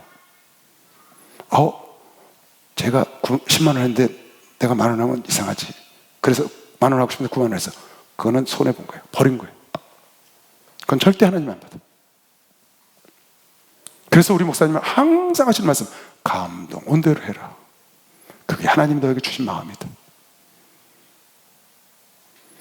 그래서 목사님이 무슨 소원을 시키거나 교회 무슨 행사가 있거나 그러거나 딱 감동을 받아야 돼. 빨리. 안 되면 단돈 10,000원이라도 받아야 돼. 내가 할 수 있는 대로 감동 받은 대로 하면 돼. 무리할 거 없다고. 단 분명히 알고 감동 받아야 되는 것은 네 거 아니라는 거야. 누구 거? 알아서 하시오. 하나님 건 하나님께, 가이사 것은 가이사에게. 네 건 너 가져. 네 건 너 가지라고. 내 거 없다니까. 주께서 쓰시겠다 하면 내놓으면 예수님이 올라타시고 호산나 찬송 받는 거미시오. 빨리 박수 치세요. 호산나 찬송 받는다니까. 주께 드리면 이삭이 살아서 돌아와 100배의 축복을 받는다니까. 여러분 그걸 체험해보라고 내가 여러분에게 누차 얘기하는 겁니다. 난 여러분에게 도전하는 거예요. 왜? 내가 해봤기 때문에 하는 겁니다. 조 목사님 뻑 하면 저 얘기하는데 내 얘기가 아니에요. 그랬다고. 가해사 것은 가해사에게, 하나님 것은 하나님에게 드려라. 여러분은 분명히 말하지만 여러분 하나님 거예요. 마이 거 아닙니다. 절대 아닙니다. 여러분 것도 아니에요. 그걸 잘 생각하고 사시면 돼. 그래서 내가 물질이라든지 내 시간도 이거 하나님 거라고, 내 게 아니라고. 그래서 하나님이 내놓으려면 내놔야 돼. 그래서 여러분이 무슨 수련회를 간다, 무슨 집회를 한다, 예배가 있다 그러면 내 거니까 아니니까 먼저 가야지. 주인이 오라는 시간에 가야지. 그게 복받는 비결이죠. 그 다음에 지금 바리새인들이 와서 그랬더니 그렇게 해서 그네들이 대답을 못하고 갔어요. 그 다음에 사두개인이 찾아온 거야. 막 질타를 하고 비유를 들어서 야단을 치니까 얘네들이 이제 대적하기 시작했다고 그랬죠. 부활이 없다 하는 사두개인들이 그날에 예수께 와서 물어가는데, 사두개인들은 정치인들이에요. 그 당시 정치인들. 이 사람들은 아예 하나님을 믿어 있는데 살아생전에만 관계하시는 하나님, 죽음 다음에는 상관이 없어. 부활을 안 믿어 이 사람들은. 여러분 지금 우리나라에도 부활 안 믿는 교회가 많습니다. 여러분과 내가 깜짝 놀랄 큰 교단도 부활을 안 믿어요. 근데 거기에 지금 가잖아요 사람들이요. 지금 우리나라 대표적인 부활을 안 믿는 교계가 여호와의 증인. 여호와의 증인 부활 안 믿습니다. 죽고 난 다음에 천국 안 믿어요. 여호와의 증인은. 신천지는요 천국을 절대로 안 믿던 교단이에요. 요즘 와서 바뀌었어요. 자기가 보혜 성령이 되고 이제 천국이 있다는 거예요. 초창기에 신천지가 나왔을 때요, 내가 어떻게 아냐면 우리 교단에 조장들이 있어요. 여자 조장들이. 근데 남자 조장 둘이 어느 기도처에 기도처를 세운다고 헌금을 했어요. 근데 이 사람이 헌금을 많이 한 거야. 은혜를 많이 받아서. 얼마나 했냐면 1,300만 원을 했어요. 1,300. 그다지 1,300만 원이면 굉장히 많이 한 거예요. 1,300만 원을 해서 그 기도처를 얻었는데, 이 양반이 거길 간 거예요, 신천지를. 그러더니 그 1,300만 원을 내놓으라는 거예요, 와서. 그래서 야, 헌금했으면 그만이지 뭘 내놓아 했더니 필요 없대. 죽고 난 다음에 세상에 없으니까 이 땅에 살면 끝인데 내놓으래. 그러니까 우리 목사님 그 1,300만 원 돌려줬어요. 그랬더니 가면서 뭐라고 간 줄 알아요? 울고 갔어요, 그 사람이. 이철성 목사님 불쌍하다고. 죽음 다음에 세상에 없는데 저렇게 고생한다고. 그러고 갔어요. 근데 어느 날 보니까 또 천국 있다고 말하대. 진짜요? 이거 내가 겪은 거예요. 여호와의 증인도 여러분 천국 얘기 안 합니다. 이 세상이 전부라고 말해요. 내가 뭐 단편적으로 알고 있는지 그건 모르겠지만 나도 들은 거니까. 직접 가서 들은 게 아니고. 사두개인들이 그렇다는 거예요. 여러분 부활이 있습니다. 사도 바울이 그랬어요. 부활이 없으면 우리처럼 불쌍한 자가 없다고. 부활이 없으면, 여러분 부활은 굉장히 중요한 겁니다. 나중에 고린도서에 가면 부활 자세히 나와요. 또 예수께서 이제 한 4월달쯤 되면 예수께서 무덤에서 4월달까지 갖고 또 이번 달 나올 것 같으네요. 부활하신 장면이 나와요. 성경에 수없이 많은데 그걸 안 믿어. 사두개인들이 안 믿는 거야. 어떻게? 선생님 죽고 난 다음에 부활이 있다고 그러더니, 그러면 우리나라에 계대 결혼이 있는데, 계대 결혼 결혼을 했어. 남자가 죽었어. 그러면 누가 결혼을 해요? 자식이 없이 죽으면 둘째가. 그게 유다 집안 아니에요. 유다 집안의 첫째, 둘째 다 죽어가지고 나중에 베레스인가 뭐 누구야? 유다, 오난. 그다음에 마지막 그 동생을 안 줬죠. 계대 결혼을 그러니까 시아버지하고 관계를 맺어서 난 사람이 베레스인가 그렇죠. 그래서 대를 이은 것이죠. 계대 결혼이 뭐냐? 애가 없이 죽으면 밑에 동생이 자꾸 이렇게 데리고 사는 거죠. 한 여자를.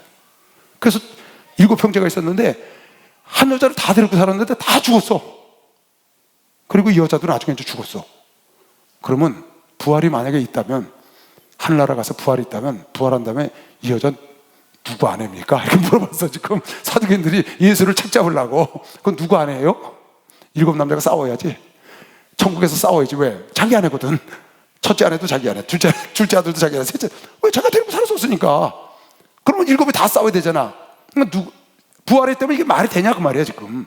부활이라는 건 없다 이 말이야. 그때 예수께서 뭐라고 그랬어요? 네가 뭐를 모른다 그랬어. 하늘나라는 시집가고 장가가는 게 없다. 누구처럼? 천사처럼 그런 거 없어. 그냥 가면 다 똑같이 형제자매예요. 아버지는 하나님, 선생님은 예수 한 분. 세상에서 선생, 아버지 너희들이 하지만 하늘나라 가면 아버지는 하나님, 선생님은 예수 한 분이야. 뒤에도 나와요.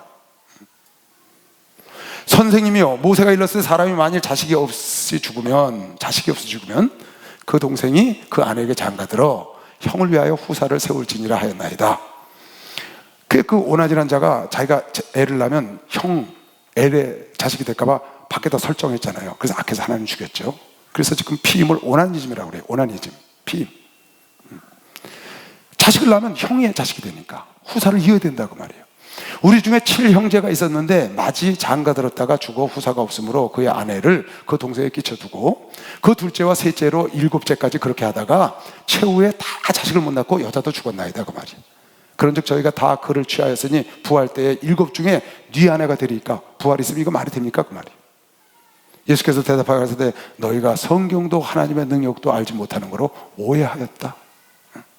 부활 때에는 네가 생각하는 것처럼 7 남자가 다 자기 아내라고 싸우는 게 아니라 장가도 아니 가고 시집도 아니 가고 하늘에 있는 천사들과 같으니 천사들은 다 한 형제죠.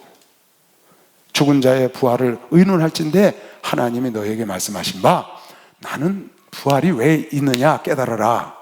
하늘나라 가면 장가가고 시집가는 게 없어. 그래서 다 같은 한 형제, 예수님이 맞이고 나머지 다 형제자매다. 그리고 어떻게 너희가 이것을 알 수가 있느냐? 성경에 나오기를 하나님이 나는 아브라함의 하나님, 이삭의 하나님, 야곱의 하나님이라고 얘기하지 않았냐? 그러면 아브라함의 하나님 모세에게 한 거거든요. 가시떨구나무 앞에 가서 모세가 오니까 모세에게 그 가시떨구나무에 하나님이 나타나서 그랬어요. 나는 너희 조상 아브라함의 하나님. 몇 년 조상이에요? 1500년 조상, 600년 조상이거든요. 아브라함이 모세 때 가시떨구나무 만났을 때 600년, 700년 전에 아브라함이 있었거든요. 그러니까 너희 조상 600년, 700년 전에 있었던 아브라함, 그 다음 이삭, 그 다음 야곱의 하나님이다 그랬어요. 모세에게. 그건 무슨 말이에요?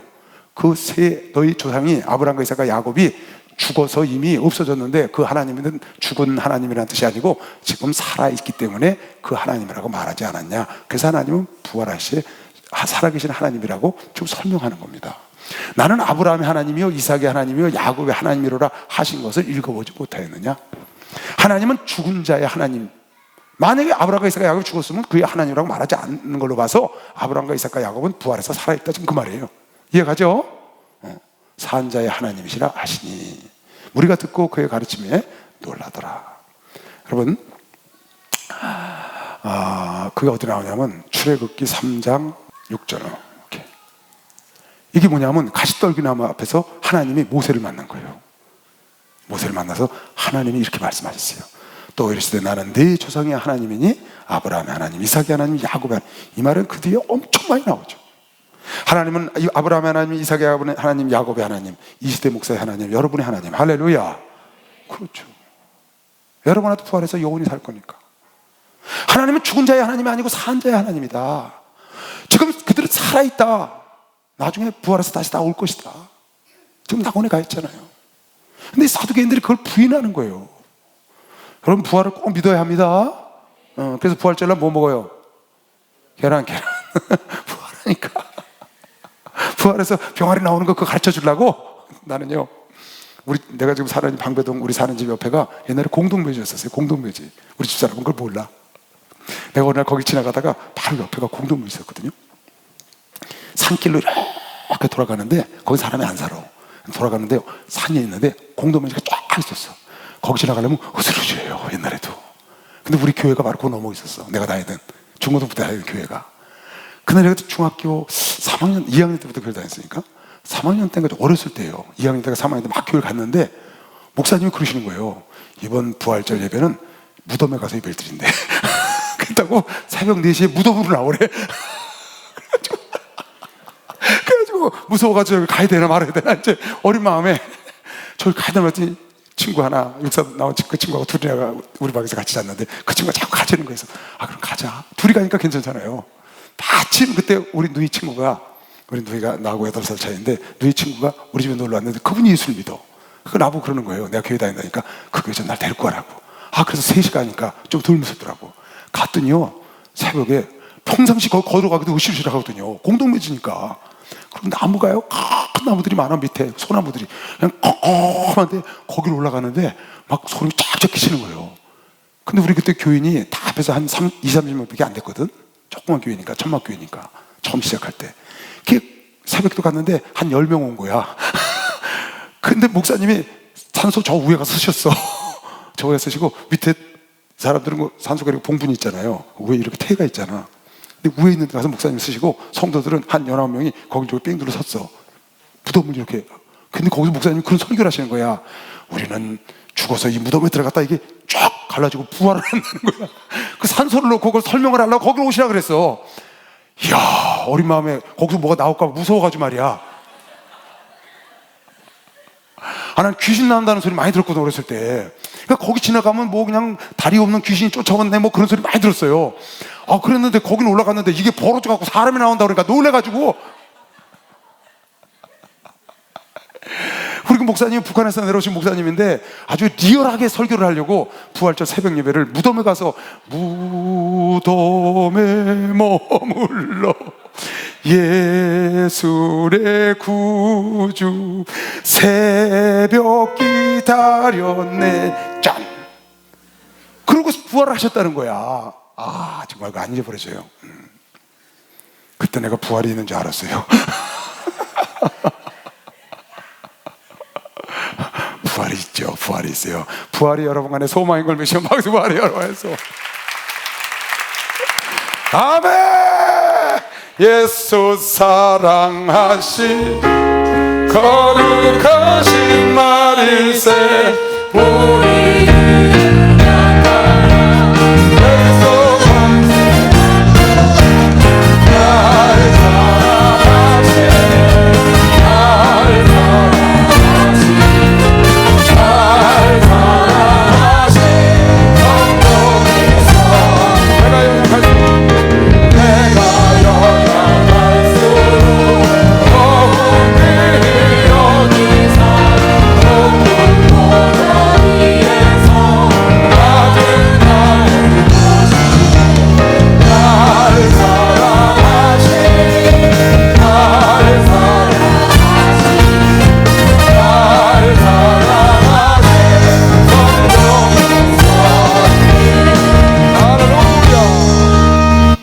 그 얘기를 하니까 사두개인들도 말을 못하고 떠나간 겁니다. 올무를 못 잡고. 예수께서 사두개인들로 대답할 수 없게 하셨다함을 바리새인들이 듣고 모였는데, 바리새인들도 이제 세금 갖고 하려다가 갔죠. 사두개인들도 부활 갖고 하려다가 갔어요. 그 중에 한 율법사가 온 거예요. 이제 서기관, 하나님 말씀을 필사하고 전하는 자가. 율법사가 예수를 시험하여 묻되, 그 당시에 지금 하나님께 질타받은 자들이 다 온 겁니다. 선생님이요, 율법 중에 어느 계명이 크니까? 올무를 잡으려고 그런 겁니다. 만약에 1계명이 크다, 2계명이 크다, 5계명이 크다 이러면 그러면 다른 건 어떻겠냐고 이제 올무를 잡으려고 그런 거예요. 그 당시에 율법사들은 어느 율법이 크다라고 말하지 못하고 결정을 못 내릴 때였거든. 그러니까 어느 율법이 큰지를 그렇게 해서 이제 책을 잡으려고. 그게 어느 율법이 크냐 하고 예수께 가라사대, 그랬더니 예수께서 네 마음을 다하고 목숨을 다하고 뜻을 다하여 주 너희 하나님을 사랑하라 하셨으니 이것은 크고 첫째 되는 계명이요 둘째는 그와 같으니 네 이웃을 네 몸과 같이 사랑하라 하셨으니 이 두 계명이 온 율법의 선지자의 강. 이렇게 답변하신 거예요. 지금 책 잡으려고 온 겁니다. 어느 율법이 큽니까? 그랬더니 1계명부터 10계명까지 있잖아요. 10계명이. 그리고 율법이 613개가 있습니다. 613개의 율법을 10가지로 모은 게 10계명이거든요. 그 중에 어떤 게 크냐는 거예요. 예수께서 이렇게 두 가지로 딱 묶어버린 겁니다. 어떻게? 주 너의 하나님을 목숨을 다하고 뜻을 다하고 힘을 다하여 사랑하고. 1계명부터 4계명 묶었어. 그리고 내 이웃을 내 몸처럼 사랑하라. 5계명부터 10계명까지 딱 묶어버렸어. 1계명부터 4계명까지 묶고 그걸 먼저 하고, 두 번째는 이웃에게, 부모를 공경하고 간음하지 말고 살인하지 말고 거짓 증거하지 말고 탈먹고 부리지 말고, 이것은 이웃에게 대한 거잖아. 그러니까 내 몸과 같이 내 이웃을 사랑하라고 두 개를 사랑으로 딱 묶어버린 거예요. 그랬더니 할 말을 못하고 돌아갔다는 거예요. 그 책을 잡았는데 예수가 기가 막힌 말씀을 하신 거예요. 따라하세요. 사랑은 율법의 완성이다. 사랑은 율법의 완성이에요. 로마 13장에 있다고. 로마 13장에 예수께서 그랬어.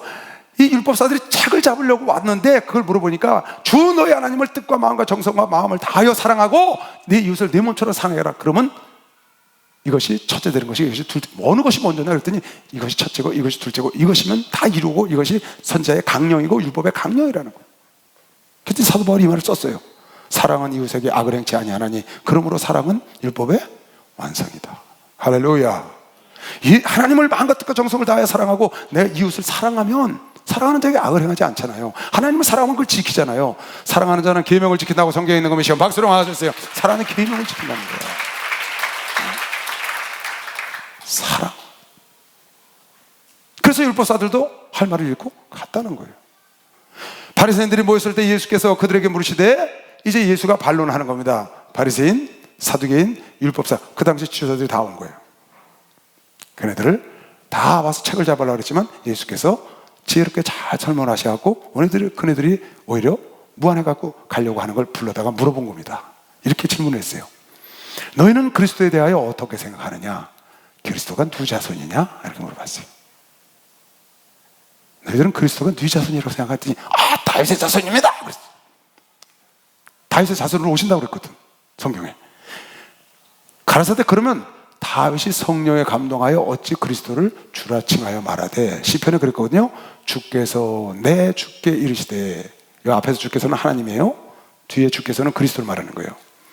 주께서, 하나님께서 내 주께 그리스도에게 이르시되 내가 네 원수를 네 발 아래 둘 때까지, 마귀를 네 발 아래 둘 때까지 내 우편에 앉아 있으라. 그래서 예수가 하나님 우편에 앉아 계신 겁니다. 주께서 내 주에게 말씀하시되 원수가 네 발등상 아래 있을 때까지 내 우편에 앉아 있으라고 말했다고 다윗이 고백을 했거든요. 그러니까 다윗이 뭐라고 그랬냐? 주께서 내 주께 말씀하시기를, 그리스도를 자기 주라고 말한 거예요. 근데 다윗이 자손이라고 대답을 했거든. 그러니까 예수가 그러는 거야. 야, 다윗의 자손이면 손주인데 자기 손주한테 주라고 말해도 되냐? 지금 그 얘기예요. 주께서 내 주께 이르시되 내가 네 원수에 네 발 아래 둘 때까지 내 우편에 앉아 있으라 하셨도다 하였느냐? 그걸 듣지 못하였느냐? 다윗이 그리스도를 주라 칭하였은즉. 왜? 주께서 내 주께 그랬으니까. 우편에 앉아 있으라, 예수께 주라 칭하였은즉 어찌 그의 자손이 되겠느냐? 자손이 되면 왜 주라 그랬겠냐? 그리스도는 다윗의 자손이 아니다. 육정을 타고 다윗의 자손을 받지 실제로는 하나님이라는 걸 지금 얘기하고 있는 겁니다. 말해야 못 알아들어요, 이 사람들. 그러니까 비유로 말하는 겁니다. 한 말도 능히 대답하는 자가 없고 어째 그 자손이라고 말하냐 했더니 그것도 대답을 안 했고 그날부터 감히 예수께 묻는 자가 없더라.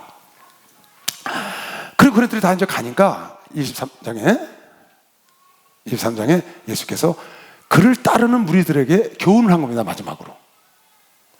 여태까지는 그네들을 앞에 놓고 형식적이고 외식하고 바리새화된 그 사람들 앞에 놓고 비유로 말을 했어요. 그랬더니 자기들에게 대해서 말하는 줄 눈치를 채고 하나님께 올무를 잡으려고, 예수께 올무를 잡으려고 막 질문했는데 답변을 듣고는 자기들이 물러나고 나니까 이제 그네들은 떠나가고 예수를 따르는 무리들에게 교훈을 지금 하는 겁니다. 이 23장 교훈하고 이제 종말론으로 넘어가는 겁니다. 이 교훈을 보면 여러분이 늘 설교 듣던 내용들이 쭉 나옵니다. 여기에 화 있을 진저 외식하는 바리새인들이라는 말이 7번 나옵니다. 예수께서 무리와 제자들에게 말씀하여 가라사대 서기관들과 바리새인들이 모세의 자리에 앉았으니 율법을 가르치는 자가 됐다고 말이에요. 그러므로 무엇이든지 저희의 말하는 바는 행하고, 잘 들어요 이거, 저희의 말하는 바는 행하고 지키되 저희의 하는 행위는 본받지 말라.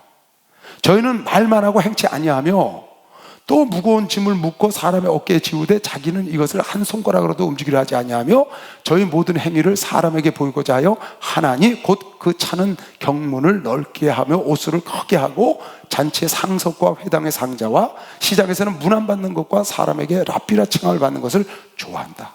그러나 너희는 랍비라 칭함을 받지 말라. 너희 선생은 하나요 너희는 다 형제니라. 땅에 있는 자를 아비라 하지 말라. 너희 아버지는 하나이시니 곧 하늘에 계신 자신이라. 또 지도자라 칭함을 받지 말라. 너희 지도자는 하나이니 곧 그리스도니라. 너희 중에 큰 자는 너희를 섬기는 자가 되어야 하리라. 누구든지 자기를 높이는 자는 낮아지고 누구든지 자기를 낮추는 자는 높아지리라. 자, 요즘 그런 말씀을 했어요. 바리새인과 서기관들, 이 외식하는 자들의 율법의 자리에, 모세의 자리에 앉았는데 무슨 말이에요? 율법을 가르치는 자리에 앉았다고. 근데 얘네들은 말로만 가르치지 행실은 전혀 없어요. 저 사람들을 무시하지 말라는 거예요. 무시하지 말고 어떻게 해야 되느냐? 말은 들으라는 거예요. 말을 듣고 어떻게? 행동으로 옮겨야 된다. 저네들은 말은 잘해. 말은 그럴듯해. 그러니까 그거를 나쁘게 생각하지 말고 하나님의 말씀을 가르치니까. 그래서 오늘날도 여러분이 잘 봐야 돼요. 엘리 제사장이 한나를 축복해서 사무엘을 낳았다는 걸 여러분 알아야 돼요. 엘리 제사장이 한나를 축복해서 사무엘을 낳았다고요. 아마 성경 역사상 가장 위대한 인물이라고 보면 선지자 중에 사무엘이라고 봐야 돼요. 그날 누가 낳느냐? 못 낳는 한나에게 엘리 제사장은 둔하고 비둔하고 영감이 없어. 사무엘을 불러도 듣질 못해. 사무엘아! 사무엘은 듣는데 이 엘리 제사장은 못 들어. 그럼 비둔한 영감이 없는 제사장이었어요. 그 제사장의 안수를 받고 낳았다고. 그러니까 여러분이 잘 생각을 해야 돼.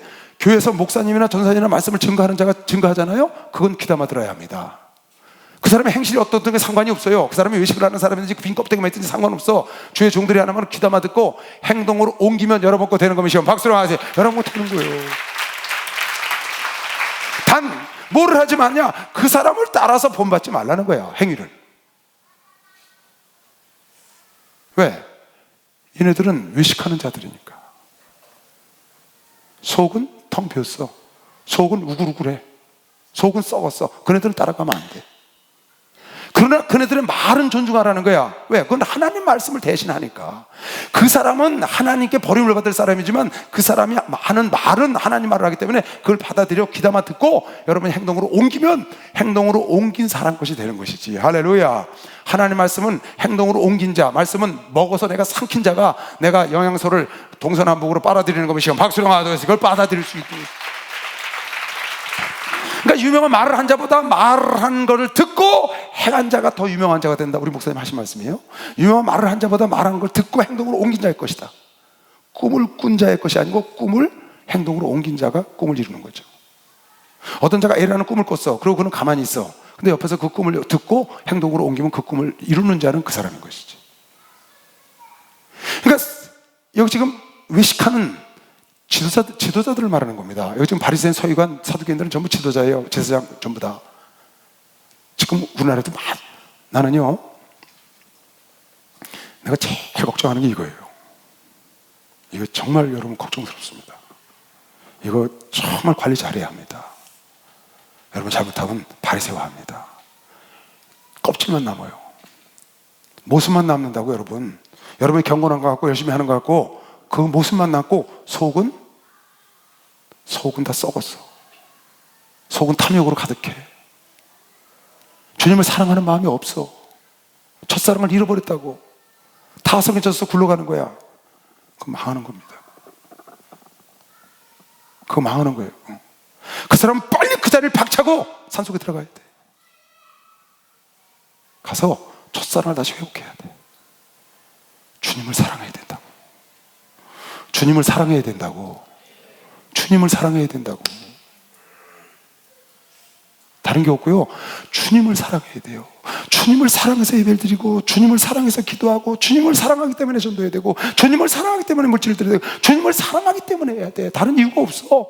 그걸 만약에 여러분이 잊었어. 주님을 사랑하는 마음이 없어. 근데 열심은 있어. 그게 바로 바리새화 돼가고 있는 거라고. 껍데기만 남는 거란 말이야. 남들이 보기엔 거룩하다고. 성경이 뭐라고 그랬어요? 경건의 모양만 있고 경건의 능력을 떠난 자에게서 떠나라는 거예요. 경건의 모양만 남는 거예요. 이거 정말 조심해야 합니다. 내가 이거 누구 차이로 그렇게 얘기했습니다. 왜? 내가 늘 조심하는 거기 때문에. 이거 타성을 젖으면 거의 망합니다. 내가 수요일날 여러분 설교했죠? 어제 그제? 정말 영원하고 참된 영광은 하나님의 땅에 떨어져 죽어야 얻는 것이지 누림에서 얻는 것이 아니다. 내가 죽고 내가 십자가 지고 영광의 문으로 들어가는 거지. 누리고 지금 바리새인 서기관 제사장들은요 다 누린 자들이에요. 자기들이 성전에서 속전세 바꿔주고요. 거기 소와 우와 그 비싼 값으로 팔아서 다 뒷돈 갖다가 편안하게 사는 사람들입니다. 속으로는 여기 뒤에 나와요. 돈만 생각하는 거예요. 하나님을 진실로 생각하지 않고 돈만 생각하는 바리새인들이라고 말했습니다. 권력만 생각하는 사두개인들, 그런 속이 트글트글해. 속은 썩었는데 겉만 회를 그럴듯하게 바르는 무덤과 같다는 거예요. 그래서 하나님의 이름으로 맹세를 하지만 참으로 하나님의 공의와 진리를 구하는 자가 없다, 예루살렘에. 그래서 멸망했다는 거예요.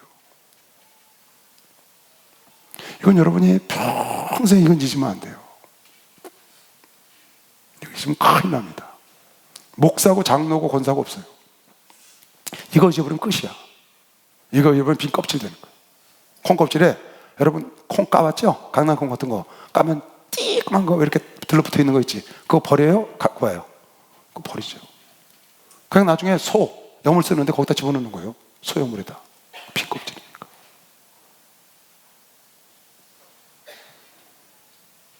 화 있을 진저 외식하는 서기관들과 바리새인들이여, 너희는 천국 문을 사람들 앞에서도 닫고 너희도 들어가지 않고 들어가려 하는 자도 들어가지 못하게 하고, 화 있을 진저 외식하는 서기관과 바리새인들이여, 너희는 교인 하나를 얻기 위하여 바다와 육지에 두루 다니다가 생기면 너희보다 배나 더 지옥 자식. 어떻게 한다는 거예요, 이 사람들이요?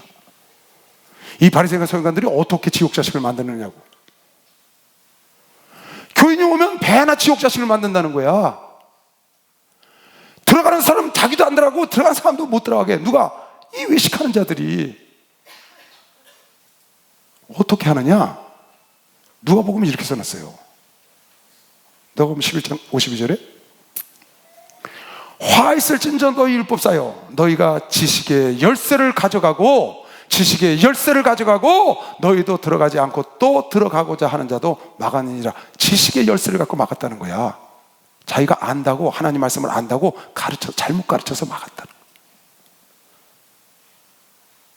천국 들어가는 걸 자기 지식의 열쇠로 막아. 하나님 말씀을 가르쳐갖고 천국 들어갈 자도 막고 배나 지옥 자식이 하는 거야. 뭘 통해서?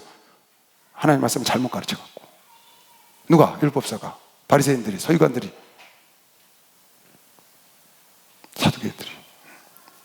화 있을 진저 소경된 인도자야, 너희가 말하되 누구든지 성전으로 맹세하면 아무 일 없거니와, 잘 봐요, 성전의 금으로 맹세하면 지킬지라는도다.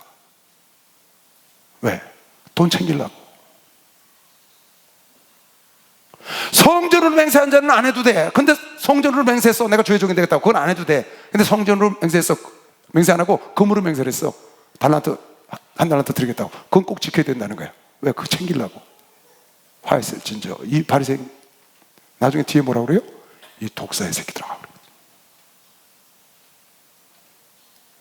우명의 소경들이 어느 것이 크뇨? 그 금이냐? 금을 거룩하게 하는 성전. 여러분, 금이 커요? 금을 거룩하게 하는 성전이 커요?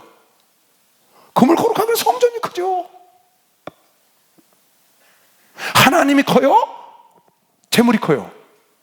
재물을 주고 빼앗는 하나님이 크시지. 그러니까 하나님으로 소원을 했으면, 하나님으로 맹세를 했으면 그걸 지켜야 되는데 그건 안 지켜도 되고 금이나 돈으로 한번 내오려는 거야.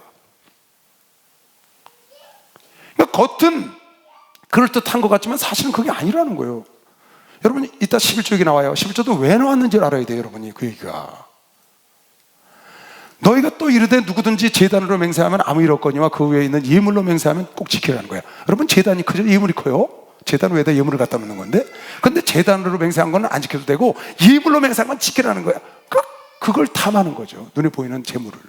누가? 외식하는 자들이. 아닌 것 같으면서 속으로는 그것 때문에 한다는 거야. 이거 참 무서운 겁니다, 여러분. 그러니까 사꾼 목자가 되는 거지. 삭을 위해서 일을 하는 거예요. 그렇게 하면 안 된다. 지도자들도 그러면 안 되고 여러분도 그런 쪽으로 가면 안 되는 거예요. 소경들이 어느 것이 크뇨? 그 예물이냐? 예물을 거룩하게 하는 제단이냐? 제단이 크다. 그러므로 제단으로 맹세하는 자는 제단과 그 위에 있는 모든 것으로 맹세하며 크지도.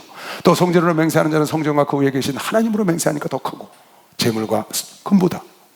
또 하늘로 맹세하는 자는 하나님의 보좌와 그 위에 앉으신 이로 맹세하며 그게 큰데 그거는 안 지켜도 되고 금이나 재물로 한 거는 지키라고 말하는 자들아, 화 있을진저. 그러는 거죠. 마음이 딴 데가 있는 거죠. 화해센터 외식하는 서기관들과 바리새인들아, 너희가 박하와 회당과 근처에 11조를 드리되 율법에 더 중한 바 의와 인과 신은 버렸도다. 그러나 이것도 행하고 저것도 버리지 말아야 된다. 이것도 똑같은 얘기예요. 11조를 드려야 되는데 11조만 드리라고 그러지, 정말 중요한 거를 11조 드리는 돈만 챙기려고 그러지, 그 11조 드리는 사람들의 그거를 마음과 어떤 생각과 정성을 그걸 안 가르치는 거야. 사실은 11조는 무엇이 중요하냐? 여러분과 내가 실제로 돈 100만 원을 벌어서 10만 원을 드리는 것도 중요하지만 그 드릴 때 의와 인과 신이 따라가야 된다는 거예요. 의와 인과 신이, 의가 뭐예요? 의롭게 하는 마음을 가져야 되고, 어진 사랑하는 마음이 있어야 되고, 신, 믿음이 있어야 된다. 그러니까 사랑과 믿음과 공의를 갖고 하나님께 드려야 되는데, 그래서 누가복음 11장 42절에는 이렇게 써놨어요. 이 말을 어떻게 써놨냐? 화해센터 너희 바리새인이여, 너희가 박하와 은양과 모든 채소에 11조를 드리되 공의와 하나님에 대한 사랑을 버렸다. 여기 이렇게 써놨어요. 아까는 그건 뭐라 써놨어요? 의와 인과 신을 버렸다. 여기는 공의와 하나님을 사랑하는 걸 버렸다. 11조도 중요하지만 11조보다 더 중요한 거가 있는데 그걸 버렸다는 거. 그게 뭐예요? 공의를 행함과 하나님을 사랑하는 것. 하나님을 사랑함으로써 일을 해야 돼. 하나님을 사랑함으로써 전도하고, 하나님을 사랑함으로써 예배드리고, 하나님을 사랑함으로써 11조 드리고, 하나님을 사랑함으로써 해야 되는데 그걸 버리고 그냥 눈에 보이는, 왜? 외식하니까 그 돈만 챙기려고. 여러분이 11절 드려도 마찬가지고, 예물을 드려도 마찬가지고, 모든 것이 다 마찬가지예요. 여러분이 그거 자체도 중요하지만 그거보다 더 중요한 게 여러분 삶 속에 공의와 하나님을 사랑하는 것과, 또 하나님을 사랑함으로 예물을 드려야지. 하나님을 사랑함으로 예배를 드려야지. 할렐루야. 그게 하나님께 상달되는 것이요. 박수를 하세요. 하나님께 상달되는 거죠. 근데 시간이 언제 이렇게 많이 갔어요?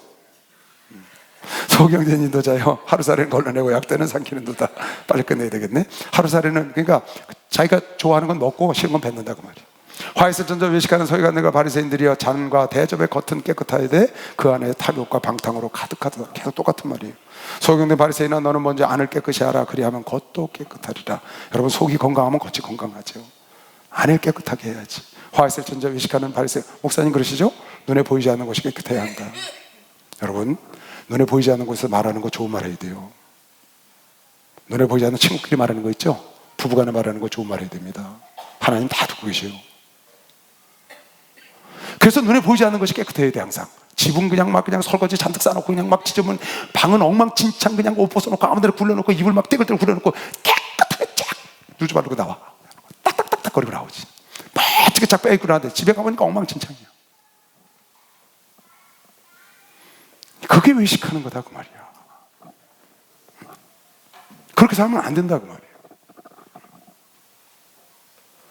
화해센터 외식하는 서기관들과 바리새인들이 회칠한 무덤 같으니 겉으로는 아름다우나 그 안에는 죽은 사람의 뼈와 모든 더러운 것이 가득하다. 이와 같이 너희도 겉으로는 사람에게 옳게 보이되 안으로는 외식과 불법이 가득하구나. 화해센터 외식하는 서기관들과 바리새인들이여, 너희가 선자의 무덤을 쌓. 똑같은 얘기예요. 여기까지만 할게요. 그 내용 다 똑같은 얘기예요. 자기들 같으면 선지 안 죽였다 그러냐? 그럼 너희들은 하나님의 아들인 나를까지 죽이지 않냐? 너희들은 더하다. 지금 그 얘기하는 거예요. 마지막 절에 이런 말이 나와요. 37절 다 같이 읽고 시작. 예루살렘아 예루살렘아, 선지자를 죽이고 내게 파송자를 돌로 치는 자여, 암탉이 그 새끼를 날게 하려 모은 같이 내가 네 자녀를 모으려 한 일이 몇 번이냐? 그러나 너희가 원치 아니하였도다. 하나님은 끊임없이 여러분과 날 사랑해서 선지자를 보내고 지금도 주의 종들을 통하여 외치고 있는 것이시오. 박수로 영광을 돌리시고 하나님의 날개 아래 들어오시길 주의 이름으로 축원합니다. 주여 삼창 기도합니다. 주여!